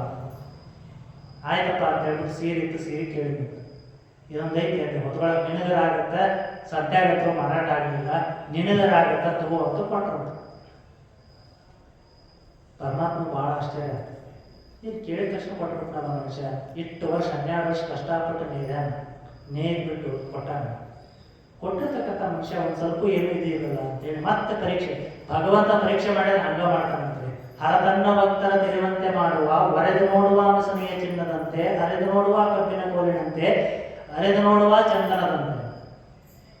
ಹೆಂಗ ಭಗವಂತ ಹೆಂಗ್ ಪರೀಕ್ಷೆ ಮಾಡಕತ್ತಾರ ಅಂತ ಹೇಳಿದ್ರೆ, ಚಂದನ ಅಂತ ಹೇಳಿದ್ರೆ ಗಂಧನ ಕಲ್ಲಿಗೆ ಹಚ್ಚಿ ತಿಕ್ಕಿ ಹೆಂಗ ಸಣ್ಣಗೆ ನಾವು ಗಂಧ ತೆಗಿತೀವಲ್ಲ, ಅದನ್ನ ನೀರು ಹಾಕಿ ಕಲ್ಲಿಗೆ ಹಚ್ಚಿ ತಿಕ್ಕಿ ಗಂಧ ತೆಗಿತೀವಲ್ಲ, ಅಷ್ಟು ಸಣ್ಣಗೆ ಅರಿತಾನಂತ. ಅರೆದು ನೋಡುವ ಚಂದನಂತೆ, ಅರೆದು ನೋಡುವ ಕಬ್ಬಿನ ಕೋಲಿನಂತೆ. ಕಬ್ಬಿನ ಬೇರೆ ಆಕೃತಿ ಕೊಡಬೇಕು ಅಂತ ಹೇಳಿದ್ರೆ ಹೆಂಗ ಕಾಸಿ ಅದನ್ನು ಹೊಡೆದು ಅಥವಾ ಪೂರ್ತಿ ದ್ರವಾಕಾರ ಮಾಡಿ ಬೇರೆ ರೂಪ ಕೊಡ್ತಾರಲ್ಲ, ಆ ರೀತಿ ಭಗವಂತ ನಮ್ಮನ್ನು ಪರೀಕ್ಷೆ ಮಾಡ್ತಾನೆ. ತಿಳ್ಕೊಂಡು ತಿನ್ನು ಅವನು ಮಾಡ್ತಾನ. ಅದಕ್ಕೆ ಇಲ್ಲಿ ದೇವರ ದಾಸಿಮಯ್ಯ ಇನ್ನೂ ಸ್ವಲ್ಪ ಏನಾರ ಅವನಿಗೆ ಪರೀಕ್ಷೆ ಮಾಡಬೇಕು ಅಂತ ವಿಚಾರ ಮಾಡಿ ಆ ಸೀರೆನ ಅವನ ಮುಂದೆ ಹರಿದಂತ. ಹರಿದ ತಕ್ಷಣ ನೋಡ್ಬಿಟ್ಟು ಸುಮ್ಮನೆ ನಗಾಕತ್ತಾರೆ. ದೇವದಾಸಿನ ಸುಮ್ಮನೆ ನಗಾಕತ್ತಾರ. ಅದನ್ನ ಒಂದು ತಲೆ ಕಟ್ಕೊಂಡ, ಒಂದು ಕೈ ಕಟ್ಕೊಂಡ, ಒಂದು ಕಾಲಿ ಕಟ್ಕೊಂಡ ಮುದಾಡಕತ್ತಾರ. ಯೋಪ್ಪ ದೇವದಾಸಿನವ್ರು ನೋಡಿದ್ರು, ನಾವ್ಯಾರ ಆಗಿದ್ವಿ ಅಂತ ಹೇಳಿದ್ರೆ ಬಹಳ ಎಂಥ ವ್ಯಕ್ತಿಗಳು ನಾವು ಅಂತ ಹೇಳಿದೈತಲ್ಲ, ಯಾವುದರ ಒಂದು ಖರ್ಚಿಗೂ ಭಾಳ ಬೇಡ, ದೊಡ್ಡ ಸೀರೆ ಬಟ್ಟೆ ಬೇಡ, ನಮ್ದಲ್ಲ ಖರ್ಚಿಪ್ಪು, ಯಾವುದೋ ಒಂದು ಖರ್ಚಿಪ್ಪು ರೋಡ್ ಒಳಗೆ ಸಿಕ್ತು, ಹೊಸ ಖರ್ಚಿಪ್ಪು ಬಿದ್ದ ಅನ್ಕೊಂಡು ಕ್ಯಾರಿ ಬ್ಯಾಗ್ನಾಗ ಅದು ಸಿಕ್ತು ಅನ್ಕೊಂಡು ನಮಗೆ ಸಣ್ಣ ಬಟ್ಟೆ ಭಾಳ ಅದು ಬಿದ್ದಕ್ಕೆ ಬೇರೆ ಯಾರ ಕೇಳಿದ್ರಂದ್ರೆ ನಂದು ಇಲ್ಲಿ ಬಿದ್ದಿತ್ತು ಕೊಡೋದು ಅಂತ ಕೇಳಿದ್ರಂದ್ರೆ ನಾಯಿ ನೋಡಿದ್ ಬಿಡೋ ಅನ್ನೋ ಮಂದಿ ನಾವು. ಹೌದಲ್ಲ, ಹೊಸ ರೀತಿ ಯಾಕೆ ಯೂಸ್ ಆಗತ್ತಲ್ಲ ಅಂತ ಅನ್ನೋ ಮಂದಿ ಈಗಿನ ಕಾಲದೊಳಗೆ ಅದಾರ. ಅಂಥದ್ರೊಳಗೆ ದೇವದಾಸಿ ಮನೆಯವ್ರಿಗೆ ಕೇಳಿದ್ರೆ ಇಂಥ ಹರಿದ್ರೂ ಏನು ಯೋಚನೆ ಮಾಡೋಲ್ಲ ಅಂತ ಹೇಳ್ಬಿಟ್ಟು ಭಾಳ ಹರಿದು ಕಣ್ಣಿಗೆ ತಲೆಗೆ ಎಲ್ಲ ಕಡೆ ಕಟ್ಕೊತಾನ, ಏನು ಸುಮ್ಮನೆ ನಗ್ಬಿಟ್ಟು ಅದನ್ನ ಹೋಗ್ಲೇಪ್ಪ ಅಂತ. ಅಲ್ಲೋ ನಿನಗೆ ಸಿಟ್ಟಿಗಿಟ್ಟು ಬರ್ತದಿಲ್ಲ ಅಂದ್ರೆ ಯಾಕೆ ಅಲ್ಲ, ಬಟ್ಟಿ ನಿಂದ ಬಟ್ಟಿ ಕೇಳಿದೆ, ತಂಡೆ ಎತ್ತಕತ್ತಿ ಹೊತ್ಕೊಳಕ್ಕೆ ಹೊತ್ತು ಕೇಳಿದೆ, ಕೊಟ್ಟಿ ಹೊತ್ಕೊಳ್ಳೋದು ಬಿಟ್ಕೊಂಡು ನಾ ಹರಿದು ಅಲ್ಲಿ ಕಟ್ಕೊಂಡು ಇಷ್ಟೆಲ್ಲ ಇದು ಮಾಡೀನಿ, ಸ್ವಲ್ಪ ಸಿಟ್ಟು ಬರ್ತದಿಲ್ಲ ನನಗೆ. ಅವಾಗ ದೇವದಾಸಿನ ಹೇಳಿದಂತ ಉಣ್ಕಿಯ ನಿಗಜಿ ಸರಿಗೆಯ ಸಮಗೊಳಿಸಿ. ಉಣ್ಕಿ ಅಂತ ಹೇಳಿದ್ರೆ ಮೊದಲ ರೋಡ್ ಕಡೆಗೆ ಎಲ್ಲ ದಾರಣ ಗಂಜೆ ಆಗೈತೆ, ಆ ದಾರ ಒಂದೊಂದಾಗಿ ಬಿಡಿ ಬಿಡಿ ಆಗಬೇಕು, ಅದ್ರ ಮೇಲೆ ಹಚ್ಚಿ ಉಣ್ಕಿ ಅಂತ ಆಗ್ತದೆ. ಉಣ್ಕಿಯ ನಿಗಜಿ ಅದ್ರ ಮೇಲೆ ಸರಿಗೆ ಅಂತ ಹೇಳ್ಬಿಟ್ಟು ಒಂದು ದೊಡ್ಡದು ಇದು ಬರ್ತದೆ, ಬಾಚು ಬರುತ್ತೆ. ಅದನ್ನ ಬಾಚಿ ಬಿಟ್ಟು ಅದನ್ನ ಒಂದೊಂದು ಎಳೆ ದಾರನ ಸಪ್ರೇಟ್ ಮಾಡ್ತಿದ್ರು. ಸಮಗಾಲನಿಕ್ಕೆ ಅದನ್ನೆಲ್ಲ ಮುಂದೊಂದು ಮಗ್ಗಕ್ಕೆ ಹಾಕಿ ಸರಿಯಾಗಿ ಎರಡು ಕಾಲನ್ನ ಇಟ್ಟು ಒಂದು ಕಾಲನ್ನ ಅನಿಯಳ ಮೆಟ್ಟಿದೆ, ಒಂದು ಕಾಲನ್ನ ಮೆಟ್ಟಿದೆ, ಅವಾಗ ಕೈ ಒಂದು ಕಡೆ ಮತ್ತೊಂದು ಕಡೆ ಹೋಯ್ತು, ಮತ್ತೊಂದು ಕಡೆ ಮತ್ತೊಂದು ಕಾಲನ್ನ ಮೆಟ್ಟಬೇಕಾದ್ರೆ ಮತ್ತೊಂದು ಕಡೆ ಹೋಯ್ತು. ಅದ್ರೊಳಗೆ ಲಾಳಿ ಅಂತ ಹಾಕ್ತಿದ್ರು, ಆ ಲಾಳಿಗೆ ಒಂದು ಕಡಿಕೆ ಹಾಕಿ ದಾರ ಹಾಕ್ತಿದ್ರು. ಆ ದಾರ ಹೆಂಗಂತ ಹೇಳಿದ್ರೆ ಎಲ್ಲ ಮುಂದಿರ್ತಕ್ಕಂಥ ಎಲ್ಲಾ ದಾರಗಳು ಓತಪ್ರೋತವಾಗಿ ಒಂದೊಂದು ದಾರಗಳು ಹೋಗಿ ಬರ್ತಿತ್ತು. ಹಿಡಿದ ಲಾಳಿಯ ಮುಳ್ಳು, ಆ ಮುಳ್ಳಿಗೆ ಖಂಡಿಕೆ ಹಾಕ್ತಿದ್ರಲ್ಲ, ಆ ಮುಳ್ಳು ಖಂಡಿಕೆ ನುಂಗಿತ್ತು, ಅದು ತಾನಾಗೆ ಒಂದು ಬಟ್ಟೆಯಾಗಿ ರೆಡಿ ಆಯ್ತು. ಹಾಗಾಗಿ ಈ ಸೇರೆನೇನೋನು ನಾನೂ ಅಲ್ಲ ನೀನೂ ಅಲ್ಲ, ಹಂಗಾಗಿ ನಾನರ ಯಾಕ ದುಃಖ ಪಡಬೇಕು, ನಿನಗೆ ಸಿಕ್ಕದಂತೇಳಿ ನೀನರ ಯಾಕೆ ಸುಖ ಪಡಬೇಕು, ಹಾಗಾಗಿ ನಾನಲ್ಲಪ್ಪ ನಿನಗೆ ಕೊಟ್ಟು ಬಿಟ್ಟೀನಿ, ಇದು ಮೇಲಿರೋದು ಭಗವಂತ, ಇದರೊಳಗೆ ನಂದೇನು ಪ್ರಯತ್ನ ಇಲ್ಲ, ಎಲ್ಲ ಭಗವಂತನ ಆಶೀರ್ವಾದ ಅಂತೇಳಿ ಹೇಳಿದ್ರು. ಈ ರೀತಿ ಬಟ್ಟೆಯನ್ನ ನೇಯ್ತಾ ಇದ್ರಂತ. ಆ ರೀತಿ ಬಟ್ಟೆ ನೇಯೋದ್ರ ಬಗ್ಗೆನೇ ಒಂದು ವಚನವನ್ನ ಹೇಳಿದ್ರು ಅಂತ ಹೇಳಿದ್ರೆ, ನಾವೆಲ್ಲ ಏನ್ ಹೇಳ್ತೀವಿ ಅಂತ ಹೇಳಿದ್ರೆ ಇದು ನನ್ನದು ಅಂತ ಬದುಕ್ತಾ ಇರ್ತೀವಿ. ಆದ್ರೆ ದಾನ ಅಂತಕ್ಕಂಥದ್ದು ಯಾವ ತರ ಇರ್ಬೇಕಂದ್ರೆ ನಿಷ್ಕಲ್ಮಶವಾಗಿರ್ತಕ್ಕಂಥ ದಾನ ಇರಬೇಕು. ದಾನ ಅಂತಕ್ಕಂಥದ್ದು ನನ್ನದು ಅಂತಕ್ಕಂಥ ಭಾವನೆ ಇಲ್ಲದೆ ಇರತಕ್ಕಂಥ ದಾನ ಇರ್ಬೇಕಂತ. ಕೊಟ್ಟ ಮೇಲೆ ನನ್ನದಲ್ಲ. ಬಹಳಷ್ಟು ಜನ ನಾವೆಲ್ಲ ದಾನ ಮಾಡಿ ಅದೇ ಹೇಳಿದ್ರು ಮೊನ್ನೆ, ಮಠಕ್ಕ ಗುಡಿಗೆ ಒಂದು ಫ್ಯಾನ್ ಕೊಡಿಸಿರ್ತಾರ, ಅದು 3 ಜನ ಸೇರಿ 6 ಜನ ಸೇರಿ ಫ್ಯಾನ್ ಕೊಡಿಸಿದ್ರ ಅಂದ್ರೆ 3 ರೆಕ್ಕಿತ್ತು ಅಂತ ಹೇಳಿದ್ರೆ ಆ ಕಡೆ ಒಬ್ಬನ ಹೆಸರು ಈ ಕಡೆ ಒಬ್ಬನ ಹೆಸರು ಒಂದೊಂದು ರೆಕ್ಕಿ ಮೇಲೆ ಇಬ್ಬರು ಹೆಸರು ಸೇರಿ ಹಾಕಬೇಕು ಅಂತ ಹೇಳಿ ಬಹಳಷ್ಟು ಜನ ಮಠಕ್ಕ ಮಂದಿರಕ್ಕ ಗುಡಿ ಗುಂಡಾರಕ್ಕೆ ದಾನ ಕೊಟ್ಟಿರ್ತಾರ. ನಮ್ಮ ಹೆಸರು ಇನ್ನೂ ಬೋರ್ಡಿಗೆ ಹಾಕಿಲ್ಲ, ಸರ್ ಕೊಟ್ಟು 8 ವರ್ಷ ಆಯ್ತು, ಧರ್ಮಾಧಿಕಾರಿಗಳಾಗಿರ್ಬೋದು ಯಾರು ಇದ್ರೋಗಿ ನಾವು ಕೊಟ್ಟು ಒಂದು ತಿಂಗಳಾಯ್ತು ಇನ್ನೂ ಹಾಕ್ಸೇ ನೋಡ ಅಜ್ಜಾರ ಹೆಸರು, ಎಲ್ರದ್ದು ಹಾಕ್ಸ್ಯಾರ, ನಮ್ದು ಹಾಕ್ಸಿದ್ ನೋಡ ಅಂತ ಹೇಳ್ಬಿಟ್ಟು ದಿನ ಬಂದು ನೋಡ್ಕೊಳ್ಳೋ ಮಂದಿ. ಅದು ಮತ್ತೆ ಹಾಕ್ಸಿದ ಮೇಲೆ ಸುಳ್ಬಿಡ್ತೀವಿ ನಾವು, ಇಲ್ಲ ಮತ್ತೆ ನಮ್ಮ ಬೀಜರು ಯಾರು ಮತ್ತ ನೆಟ್ಟು ಅವ್ರನ್ನೆಲ್ಲ ಕರ್ಕೊಂಡು ಬಂದು ನಾನು ಹೆಸರಾಗಿ ನೋಡಿ ಇಷ್ಟು ಕೊಟ್ಟು ಮಠಕ್ಕೆ ಅಂತೇಳಿ ಅಂದ್ರೆ ದಾನ ಕೊಟ್ಟಿದ್ದೆ ಮಠಕ್ಕೆ ಮಂದಿರಕ್ಕೆ ಕೊಟ್ಟಿದ್ದಂತಲ್ಲ. ಅದಕ್ಕೆ ಅಹಲ್ಯಬಾಯಿ ಹೊರಟರು ಎಲ್ಲ ಏನೆಲ್ಲ ಮಾಡಿದ್ರು ಎಲ್ಲೂ ಕೂಡ ಅವ್ರನ್ನ ನಾವು ನೆನೆಸ್ತಾ ಇಲ್ಲ. ಅದನ್ನು ನೆನೆಸೋದಕ್ಕೆ ಈ ಶ್ರಾವಣ ಮಾಸ ನಮ್ಗೆ ನಿಜವಾಗ್ಲೂ ಸಾರ್ಥಕದ ಮಾಸ ಅನಿಸ್ಬೋದು, ನಿಜವಾಗ್ಲೂ ಪಾವನ ಮಾಸ ಅನಿಸ್ಬೋದು. ಯಾಕಂತ ಹೇಳಿದ್ರೆ ಅಂತ ಒಂದು ಧಾರ್ಮಿಕವಾಗಿರ್ತಕ್ಕಂಥ ಕಾರ್ಯವನ್ನು ಮಾಡಿರ್ತಕ್ಕಂಥವ್ರ ಜೀವನ ಚರಿತ್ರೆಯನ್ನ ಕೇಳತಕ್ಕಂಥ ಸೌಭಾಗ್ಯ ನಿಮಗೆ ಸಿಕ್ಕಿದ, ಅದನ್ನು ಓದ್ತಕ್ಕಂಥ ಸೌಭಾಗ್ಯ ಮಹಾಭಾಗ್ಯ ನನಗೆ ಸಿಕ್ಕಿರೋದು ನನ್ನ ಒಂದು ಪೂರ್ವಜನ್ಮ ಸುಕೃತ ಅಂತ ಹೇಳ್ಬೋದು. ಯಾಕಂದ್ರೆ ಎಷ್ಟೆಲ್ಲ ಸಾಧನೆಯನ್ನ ಮಾಡಿದ್ರು ಅಂತ ತಾಯಿ ಅಹಲ್ಯಬಾಯಿ ಹೋಳ್ಕರವರು ಎಲ್ಲ ನಾಡಿನ ಸಂರಕ್ಷಣೆಯೊಂದಿಗೆ ನಿನ್ನೆ ದಿನ ನಾವು ಎಲ್ಲಿಗೆ ನಿಲ್ಲಿಸಿದ್ದೀವಿ ನೀವು ಹೇಳಿದ್ರೆ ಇವತ್ತು ಮುಂದಿರುತ್ತೆ. ಇಲ್ಲ ಅಂತ ಹೇಳಿದ್ರೆ ಮತ್ತೆ ಆ ವಿಷಯ ಅಲ್ಲಿಗೆ ನಿಂತು ಬಿಡ್ತದೆ, ನಾವೇ ಮತ್ತೆ ಅತಿ ಮುಂದೆ ಹೇಳ್ಕೊಂಡು ಹೋಗ್ತೀವಿ. ಎಲ್ಲಿಗೆ ನಿಲ್ಲಿಸಿದ್ದೀವಿ? ಯಾರು ದರೋಡೆಕೋರರನ್ನ ಯಾರು ನಿಭಾಯಿಸ್ತಾರೋ, ಯಾರು ಅವರನ್ನ ಸಜೆ ಬೆಳೆದು ಯಾರು ಬಂಧಿಸಿ ಅವ್ರನ್ನ ತೆಗೆದುಕೊಂಡು ಬರ್ತಾರೋ ಅವರಿಗೆ ನನ್ನ ಮಗಳನ್ನು ಕೊಟ್ಟು ಮದುವೆ ಮಾಡ್ತೀನಿ ಅಂತ ಹೇಳ್ಬಿಟ್ಟು ಓಪನ್ ಸಭೆಯಲ್ಲಿ ಎಲ್ಲರ ಜನ ಸಮುದಾಯದ ಮುಂದೆ ನಿಂತ್ಕೊಂಡು ಹೇಳ್ತಾರ. ಅವಾಗ ಬೇರೆ ಜಾತಿಯವರಾಗಿದ್ರೆ ಏನು ಸಮಸ್ಯೆ ಅಂತ ಹೇಳಿದ್ರು. ಬೇರೆ ಜಾತಿ ಅಂದ್ರೆ ಅದಕ್ಕೆ ಜಾತಿ ಲಿಮಿಟ್ ಇತ್ತು, ಅಥವಾ ಇದ ಧರ್ಮದವನೇ ಆಗಿರ್ಬೇಕು, ಅಥವಾ ಇಷ್ಟೇ ಎಲ್ಲ ನಿಯಮಗಳಿರ್ಬೇಕು ಅಂತ ಏನಾದ್ರು ಐತೆ ಅಂತ ಹೇಳಿದಾಗ ಹೇಳಿದ್ರು. ಆಲ್ಯಬಾಯಿಯವರಿಗೆ ಕೇಳಿದ ಒಬ್ಬ ವ್ಯಕ್ತಿ, ಅವಾಗ ತಾಯಿ ಅಹಲ್ಯಬಾಯಿ ಹೋಳ್ಕರ್ ಅವರು ಹೇಳ್ತಾರ, ಯಾವುದೇ ಜಾತಿಯವನಾಗಿರಲಿ ಪರಾಕ್ರಮಶಾಲಿಯಾಗಿ ಬುದ್ಧಿವಂತನಾಗಿ ಈ ಒಂದು ಉಪಾಯಗಳಿಂದ ಡಕಾಯಿತರ ಸಮಸ್ಯೆ ಏನಿದೆ ಇದನ್ನು ನಿವಾರಣೆ ಮಾಡಬೇಕು. ಮತ್ತೆ ಸಾಮ್ರಾಜ್ಯವನ್ನು ಸಹಿತ ನೋಡ್ಕೊಳ್ಳುವಷ್ಟು ಶಕ್ತಿ ಇರಬೇಕು, ಸೈನ್ಯವನ್ನು ನೋಡ್ಕೊಳ್ಳುವಷ್ಟು ಶಕ್ತಿ ಇರಬೇಕು. ಅಂತ ವ್ಯಕ್ತಿ ಯಾರೇ ಆಗಿರಲಿ ಪರಾಕ್ರಮಶಾಲಿ ಆಗಿರಬೇಕು. ಅಂತ ವ್ಯಕ್ತಿಗೆ ನನ್ನ ಮಗಳನ್ನು ನಾನು ಕೊಡ್ತೀನಿ. ಅವನು ಯಾವುದೇ ಜನಾಂಗದವನಿರಲಿ, ಯಾವುದೇ ಜಾತಿಯವನಿರಲಿ, ಯಾವುದೇ ಧರ್ಮಕ್ಕೆ ಒಳಪಟ್ಟಿರಲಿ, ಅಥವಾ ಅವನು ಶ್ರೀಮಂತನೇ ಆದರೂ ಸರಿ ಅಥವಾ ಅವನು ಬಡವನೇ ಆದರೂ ಸರಿ, ಏನೂ ಇಲ್ಲದೆ ಇರತಕ್ಕಂಥವನು ಇದ್ರೂ ಸರಿ, ಅವನಿಗೆ ನನ್ನ ಮಗಳನ್ನು ಕೊಟ್ಟಿದ್ದೀನಿ, ನಾನು ಸಿದ್ಧನಿದ್ದೀನಿ ಅಂತ ಹೇಳಿದಾಗ ಅದರಲ್ಲಿ ಒಬ್ಬ ಯುವಕ ಮುಂದೆ ಬಂದ. ಪನ್ಸೆ ಮನೆತನದ ಒಬ್ಬ ಯುವಕ ಯಶವಂತರಾವ್ ಪನ್ಸೆ ಅಂತ ಹೇಳಿ ಆ ವ್ಯಕ್ತಿ ಬಂದು, ನಾನು ಈ ಡಕಾಯಿತರನ್ನ ಸದೆ ಬಿಡ್ತೀನಿ, ಅವ್ರನ್ನ ಬಂಧಿಸಿ ಇಲ್ಲಿಗೆ ಕರೆದುಕೊಂಡು ಬರ್ತೀನಿ ಅಂತ ಹೇಳ್ತಾನೆ. ಆಯ್ತು, ಹಾಗಾಗಿ ನಿನಗ ಎಷ್ಟು ಸೈನ್ಯ ಬೇಕಲ್ಲ ಆ ಸೈನ್ಯವನ್ನ ನೀನು ತೆಗೆದುಕೊಂಡು ಹೋಗಬಹುದು. ಈ ಸೈನ್ಯವನ್ನ ನೀನು ತೆಗೆದುಕೊಂಡು ನಿನಗ ಎಲ್ಲ ಸೈನ್ಯದ ಸವಲತ್ತುಗಳದವ, ನಿನಗೆ ಹೋಗ್ಲಿಕ್ಕೆ ಬರ್ಲಿಕ್ಕೆ ಎಲ್ಲ ತರದ ಅವಕಾಶಗಳು ನಿನಗೆ ಒದಗಿಸಿಕೊಡ್ತೀವಿ, ಹೋಗು ಅಂತ ಕಳಿಸಿದ್ರು. ಅವಾಗ ಅವನು ಇಂದೋರಿನ ಮಹೇಶ್ವರದಿಂದ ಇಂದೋರಿನ ಕಡೆಗೆ ಹೋಗಬೇಕು. ಇಂದೋರಿನ ಕಡೆಗೆ ಒಬ್ಬ ವ್ಯಾಪಾರಸ್ಥ ವೇಷದಲ್ಲಿ ಒಂದು 4 ಜನ ಕರೆದುಕೊಂಡು ಹೋಗ್ತಾನೆ. 4 ಜನ ಕರೆದುಕೊಂಡು ವ್ಯಾಪಾರ ವೇಷದಲ್ಲಿ ಹೋಗಬೇಕಾದ್ರೆ ಸಂಜೆಯ ಸಮಯದಲ್ಲಿ ಡಕಾಯಿತ ಇವನನ್ನ ಆಕ್ರಮಣ ಮಾಡ್ಕೊಳ್ತಾರ.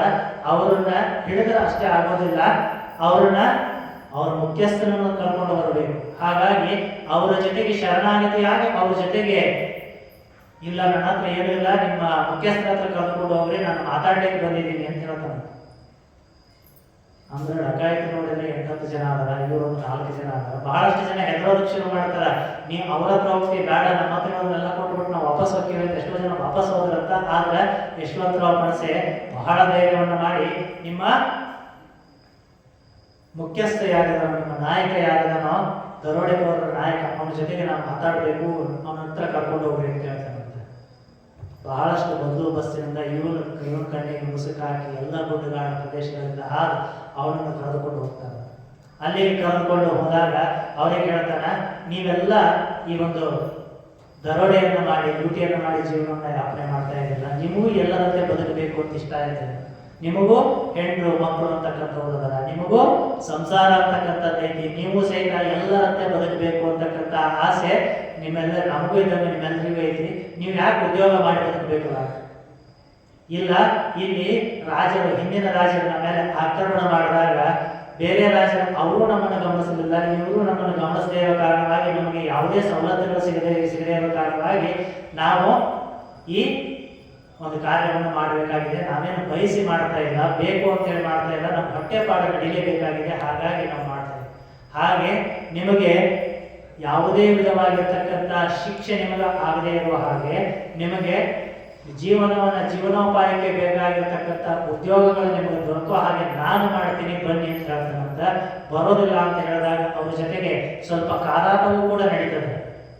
ಜಗಳ ಅಂದ್ರೆ ಯುದ್ಧಗಳು ಕೂಡ ಸರದಾಗಿರ್ತಕ್ಕಂಥ ಕಾದಾಟ ನಡೆದ ಮೇಲೆ ಅವರೆಲ್ಲರನ್ನ ಕಟ್ಟಿ ಮತ್ತೆ ಬುದ್ಧಿವಾದವನ್ನು ಹೇಳ್ತಾನೆ. ಒಬ್ಬನೇ ಯಶವಂತರಾವ್ ಪಣಸೆ ಆ ಡಕಾಯಿತರನ್ನ ಎಲ್ಲರನ್ನ ಕಟ್ಟಿ ಅವ್ರನ್ನ ಬಂಧಿಸಿ, ನಿಮ್ಮನ್ನ ಈಗಲೇ ಸೆರೆಮನೆಗೆ ಹಾಕಬಹುದು, ಆದರೆ ನನಗೆ ಇಷ್ಟ ಇಲ್ಲ, ನೀವು ಕೂಡ ಮನುಷ್ಯರು, ನಿಮಗೂ ಕೂಡ ಬದುಕು ಅಂತಕ್ಕಂಥದ್ದಿದೆ, ಆ ಬದುಕನ್ನ ಬದುಕ್ತಕ್ಕಂಥ ಹಕ್ಕು ನಿಮಗಿದೆ, ಆ ಹಕ್ಕನ್ನ ನಿಮಗೆ ಸ್ವತಂತ್ರವಾಗಿ ರಾಣಿ ಅಹಲ್ಯಾಬಾಯಿ ಹೋಳ್ಕರ್ ಅವರು ಮಾಡಿಕೊಡ್ತಾರ, ನೀವು ನಿಜವಾಗಿ ಬನ್ನಿ ಅಂತ ಹೇಳ್ಬಿಟ್ಟು ಒತ್ತಾಯಪೂರ್ವಕವಾಗಿ ಅವರಿಗೆ ಹೇಳಿದಾಗ ಅವರು ಆಯ್ತು ಅಂತ ಹೇಳ್ತಾರೆ. ಡಕಾಯಿತ ನಿನ್ನ ಮಾತನ್ನ ನಂಬಿ ನಾವು ಡಕಾಯಿತ ದಂಧೆಯನ್ನು ಬಿಡೋದಕ್ಕೆ ನಾವು ಸಿದ್ಧವಾಗಿದ್ದೀವಿ, ಬರ್ತೀವಿ, ಅಕಸ್ಮಾತ್ ನಮ್ಮನ್ನ ಗಲ್ಲು ಶಿಕ್ಷೆಗೆ ಗುರಿ ಮಾಡಿದ್ರೆ ಏನ್ ಮಾಡೋದು ಅಂತ ಹೇಳ್ತಾರೆ. ಆಯ್ತು ನೀವೆಲ್ಲ ಬರ್ರಿ ಅಂತ ಅವನ್ನೆಲ್ಲ ಕರ್ಕೊಂಡು ಹೋಗಿ ಅವರನ್ನು ದೂರದ ನಿಲ್ಲಿಸಿ ಒಂದು ಕಡೆಗೆ ಮಹೇಶ್ವರಕ್ಕೆ ಅರಮನೆಗೆ ಬರೋದಕ್ಕೆ ಮುಂಚೆನೆ ಅವ್ರು ಒಂದು ಕಡೆಗೆ ಎಲ್ಲ ಕಡೆಗೂ ಅವರಿಗೆ ಉಳಿಲಿಕ್ಕೆ ವ್ಯವಸ್ಥೆಯನ್ನು ಮಾಡಿ ಯಶವಂತರಾವ್ ಪಣಸೆ ಒಬ್ಬರೇ ಬರ್ತಾನೆ. ಒಬ್ಬರೇ ಬಂದು ಹೇಳ್ತಾನೆ, ಇಲ್ಲ ನೀವು ಹೇಳಿದಾಗೇನೆ ನಾವು ಡಕಾಯಿತರ ಗುಂಪನ್ನ ಮತ್ತೆ ಅವರು ಡಕಾಯಿತನವನ್ನ ಲೂಟಿಯನ್ನ ಯಾವುದೇ ಒಂದು ಪ್ರವಾಸಿಗರಿಗೆ ತೊಂದರೆ ಕೊಡದೇ ಇರುವಾಗೆ ನಾನು ಮಾಡ್ತೀನಿ, ಬಟ್ ಅವ್ರನ್ನ ತಂದು ನಿಮಗೆ ಒಪ್ಪಿಸಿದ್ರೆ, ಅವರನ್ನ ಬಂಧಿಸಿ ನಿಮಗೆ ತಂದು ಕೊಟ್ರೆ ನೀವೇನು ಮಾಡ್ತೀರಿ? ಅವ್ರನ್ನ ಗಲ್ಲು ಶಿಕ್ಷೆಗೆ ಗುರಿ ಮಾಡ್ತೀರಿ. ಆ ರೀತಿ ಮಾಡಬಾರ್ದು ಅಂತೇಳಿ ನಾನು ಆ ಒಂದು ಡಕಾಯಿತರ ಮುಖ್ಯಸ್ಥನಿಗೆ ನಾಯಕನಿಗೆ ನಾನು ಮಾತು ಕೊಟ್ಟಿದ್ದೀನಿ. ಆ ರೀತಿ ಮಾಡಲ್ಲ, ನಿಮಗೆ ಎಲ್ಲ ಕೆಲಸಗಳಿಗೆ ಅನುಕೂಲವಾಗೋ ಥರ ನಿಮಗೂ ಒಂದು ಉದ್ಯೋಗವನ್ನ ಅಹಲ್ಯಾಬಾಯಿ ಕಲ್ಪಿಸಿಕೊಡ್ತಾರ ಅಂತೇಳಿ ನಾನು ಮಾತು ಕೊಟ್ಟಿದ್ದೀನಿ. ಹಾಗಾಗಿ ನೀವು ಅದಕ್ಕೆ ಒಪ್ಪೋದಾದ್ರೆ ಅವ್ರನ್ನ ನಾನು ಇಲ್ಲಿ ಕರ್ಕೊಂಡು ಬರ್ತೀನಿ ಅಂತ ಹೇಳಿದ್ರು. ಆಯ್ತು ಅಂತ ಹೇಳಿ ಆಯ್ತು ಕರ್ಕೊಂಡು ಬನ್ನಿ. ಅವರು ನಿಜವಾಗಿಯೂ ಕೂಡ ಅವರು ವಿನಯವಂತರೇ ಆಗಿ ತಮ್ಮ ದಂಧೆಯನ್ನು ಬಿಟ್ಟು ಒಂದು ಉದ್ಯೋಗವನ್ನು ಮಾಡಿ ಬದುಕ್ತಾರೆ ಅಂತ ಹೇಳಿದ್ರೆ ಅವರಿಗೆ ಎಲ್ಲ ಥರದ ಸವಲತ್ತುಗಳನ್ನು ಒದಗಿಸಿಕೊಡೋಣ ಅಂತ ಅಹಲ್ಯಾಬಾಯಿ ಅವರು ಹೇಳ್ತಾರೆ. ಆಯ್ತು ಅಂತ ಹೇಳಿ ಆ ರೀತಿಯಲ್ಲಿ ಡಕಾಯಿತರ ಮುಖ್ಯಸ್ಥನ ಕರೆದುಕೊಂಡು ಬಂದು ಅವ್ರ ಜೊತೆಗೆ ಮಾತಾಡ್ತಾ ಇರಬೇಕಾದ್ರೆ ನಿಮಗೆ ಯಾವ್ಯಾವ ಕೆಲಸಗಳು ಬರ್ತಾವೋ ಆ ಕೆಲಸಗಳಲ್ಲಿ ನೀವು ಇಲ್ಲಿ ಆ ಕೆಲಸಗಳನ್ನು ಮಹೇಶ್ವರ ನಗರದಲ್ಲಿ ಮಾಡ್ಬೋದು, ಅಥವಾ ಇಂದೋರ್ ನಗರದಲ್ಲಿ ಮಾಡ್ಬೋದು, ಅಥವಾ ನಿಮ್ಮದೇ ಪ್ರದೇಶಗಳಲ್ಲಿ ನಿಮಗೆ ಉತ್ತಮವಾಗಿರ್ತಕ್ಕಂಥ ವೃಕ್ಷಗಳು ಯಾವುದು ಬಿದ್ದು ಹೋಗೋದಕ್ಕೆ ಬಂದಿರ್ತಾವಲ್ಲ ಆ ವೃಕ್ಷಗಳನ್ನ ಗಂಧದ್ದೇ ಆಗಿರಬಹುದು, ಅಥವಾ ಈಗೇನು ಸಾಗವಾನಿ ಅಂತ ಏನು ಹೇಳ್ತಿಲ್ಲ, ಈ ಥರದ ಹಳೆ ಮರಗಳು ಅವು ಮುಪ್ಪಾವಸ್ಥೆಗೆ ಬಂದಿರತಕ್ಕಂಥ ಮರಗಳನ್ನು ಎಲ್ಲ ಮರಗಳನ್ನು ಕಡಿಯುವಾಗಿಲ್ಲ. ಅದನ್ನ ಕಡಿದು ಬಂದು ಯಾವ್ಯಾವ ವೃಕ್ಷಗಳಿಗೆ ಯಾರ್ಯಾರು ಸ್ವಂತ ವೃಕ್ಷಗಳಿಗೆಲ್ಲ ಅವ್ರ ಮನೆಯನ್ನು ಕಟ್ಟಲಿಕ್ಕೆ ಅದಕ್ಕೆ ಅನುಕೂಲ ಆಗೋ ಥರ ನೀವು ಬದುಕಬೇಕು, ಆ ಥರ ನಿಮಗೆ ಎಲ್ಲ ಸವಲತ್ತುಗಳನ್ನು ನಾವು ಮಾಡಿಕೊಡ್ತೀವಿ ಅಂತ ಹೇಳಿ ಆ ಎಲ್ಲ ಡಕಾಯಿತರ ಗುಂಪನ್ನ ಒಂದು ಕಡೆ ಉಳ್ಕೊಳ್ಳೋದಕ್ಕೆ ವ್ಯವಸ್ಥೆಯನ್ನು ಮಾಡೋದ್ರ ಮುಖಾಂತರ ಅವರಿಗೆ ಉದ್ಯೋಗಗಳನ್ನು ಕೂಡ ಕಲ್ಪಿಸಿಕೊಟ್ಲು ರಾಣಿ ಅಹಲ್ಯಾಬಾಯಿ ಹೋಳ್ಕರ್ ಅವರು ಅಂತ ಹೇಳಿ ಚರಿತ್ರೆಯಿಂದ ನಮಗೆ ತಿಳಿದು ಬರ್ತದ. ಅದರ ಜೊತೆಗೆ ಇನ್ನ ಸಾರಿ ಹೇಳಿದ್ರು, ಡಂಗೂರವನ್ನು ಹೊಡೆಸಿದ್ರು. ಏನು ಅಂತ ಹೇಳಿ, ಯಾರು ಡಕಾಯಿತರ ಗುಂಪನ್ನ ನಿರ್ನಾಮ ಮಾಡ್ತಾರೋ, ಯಾರೋ ಅವ್ರನ್ನ ಬಂಧಿಸಿ ತರ್ತಾರೋ ಅವರಿಗೆ ಮಗಳನ್ನು ಕೊಟ್ಟು ಮದುವೆ ಮಾಡಬೇಕು ಅಂತ ಹೇಳಿ ಆ ಮದುವೆ ಕಾರ್ಯಕ್ರಮ ಆ ಯಶವಂತರಾವ್ ಕನಸೆಯೊಂದಿಗೆ ನಾಳೆ ದಿನ ನಾವು ಮದುವೆ ಕಾರ್ಯಕ್ರಮ ಯಾವ ರೀತಿ ನಡೀತದ, ಮುಂದಿನ ತಾಯಿ ಅಹಲ್ಯಾಬಾಯಿ ಹೋಳ್ಕರ್ ಅವರ ನಿಲುವು ಎಂಥದ್ದಾಗಿತ್ತು ಅಂತ ಹೇಳಿ ನಾವು ನಾಳೆ ದಿನ ನಾವು ಅದನ್ನು ನೋಡೋಣ ಅಂತ ಹೇಳ್ತಾ ನನ್ನ ಮಾತುಗಳನ್ನು ನಮ್ಮ ಪೂಜ್ಯರ ಪಾದಗಳಲ್ಲಿ ಅರ್ಪಿಸ್ತಾ ಇದ್ದೀನಿ. ಶಿವಂಗ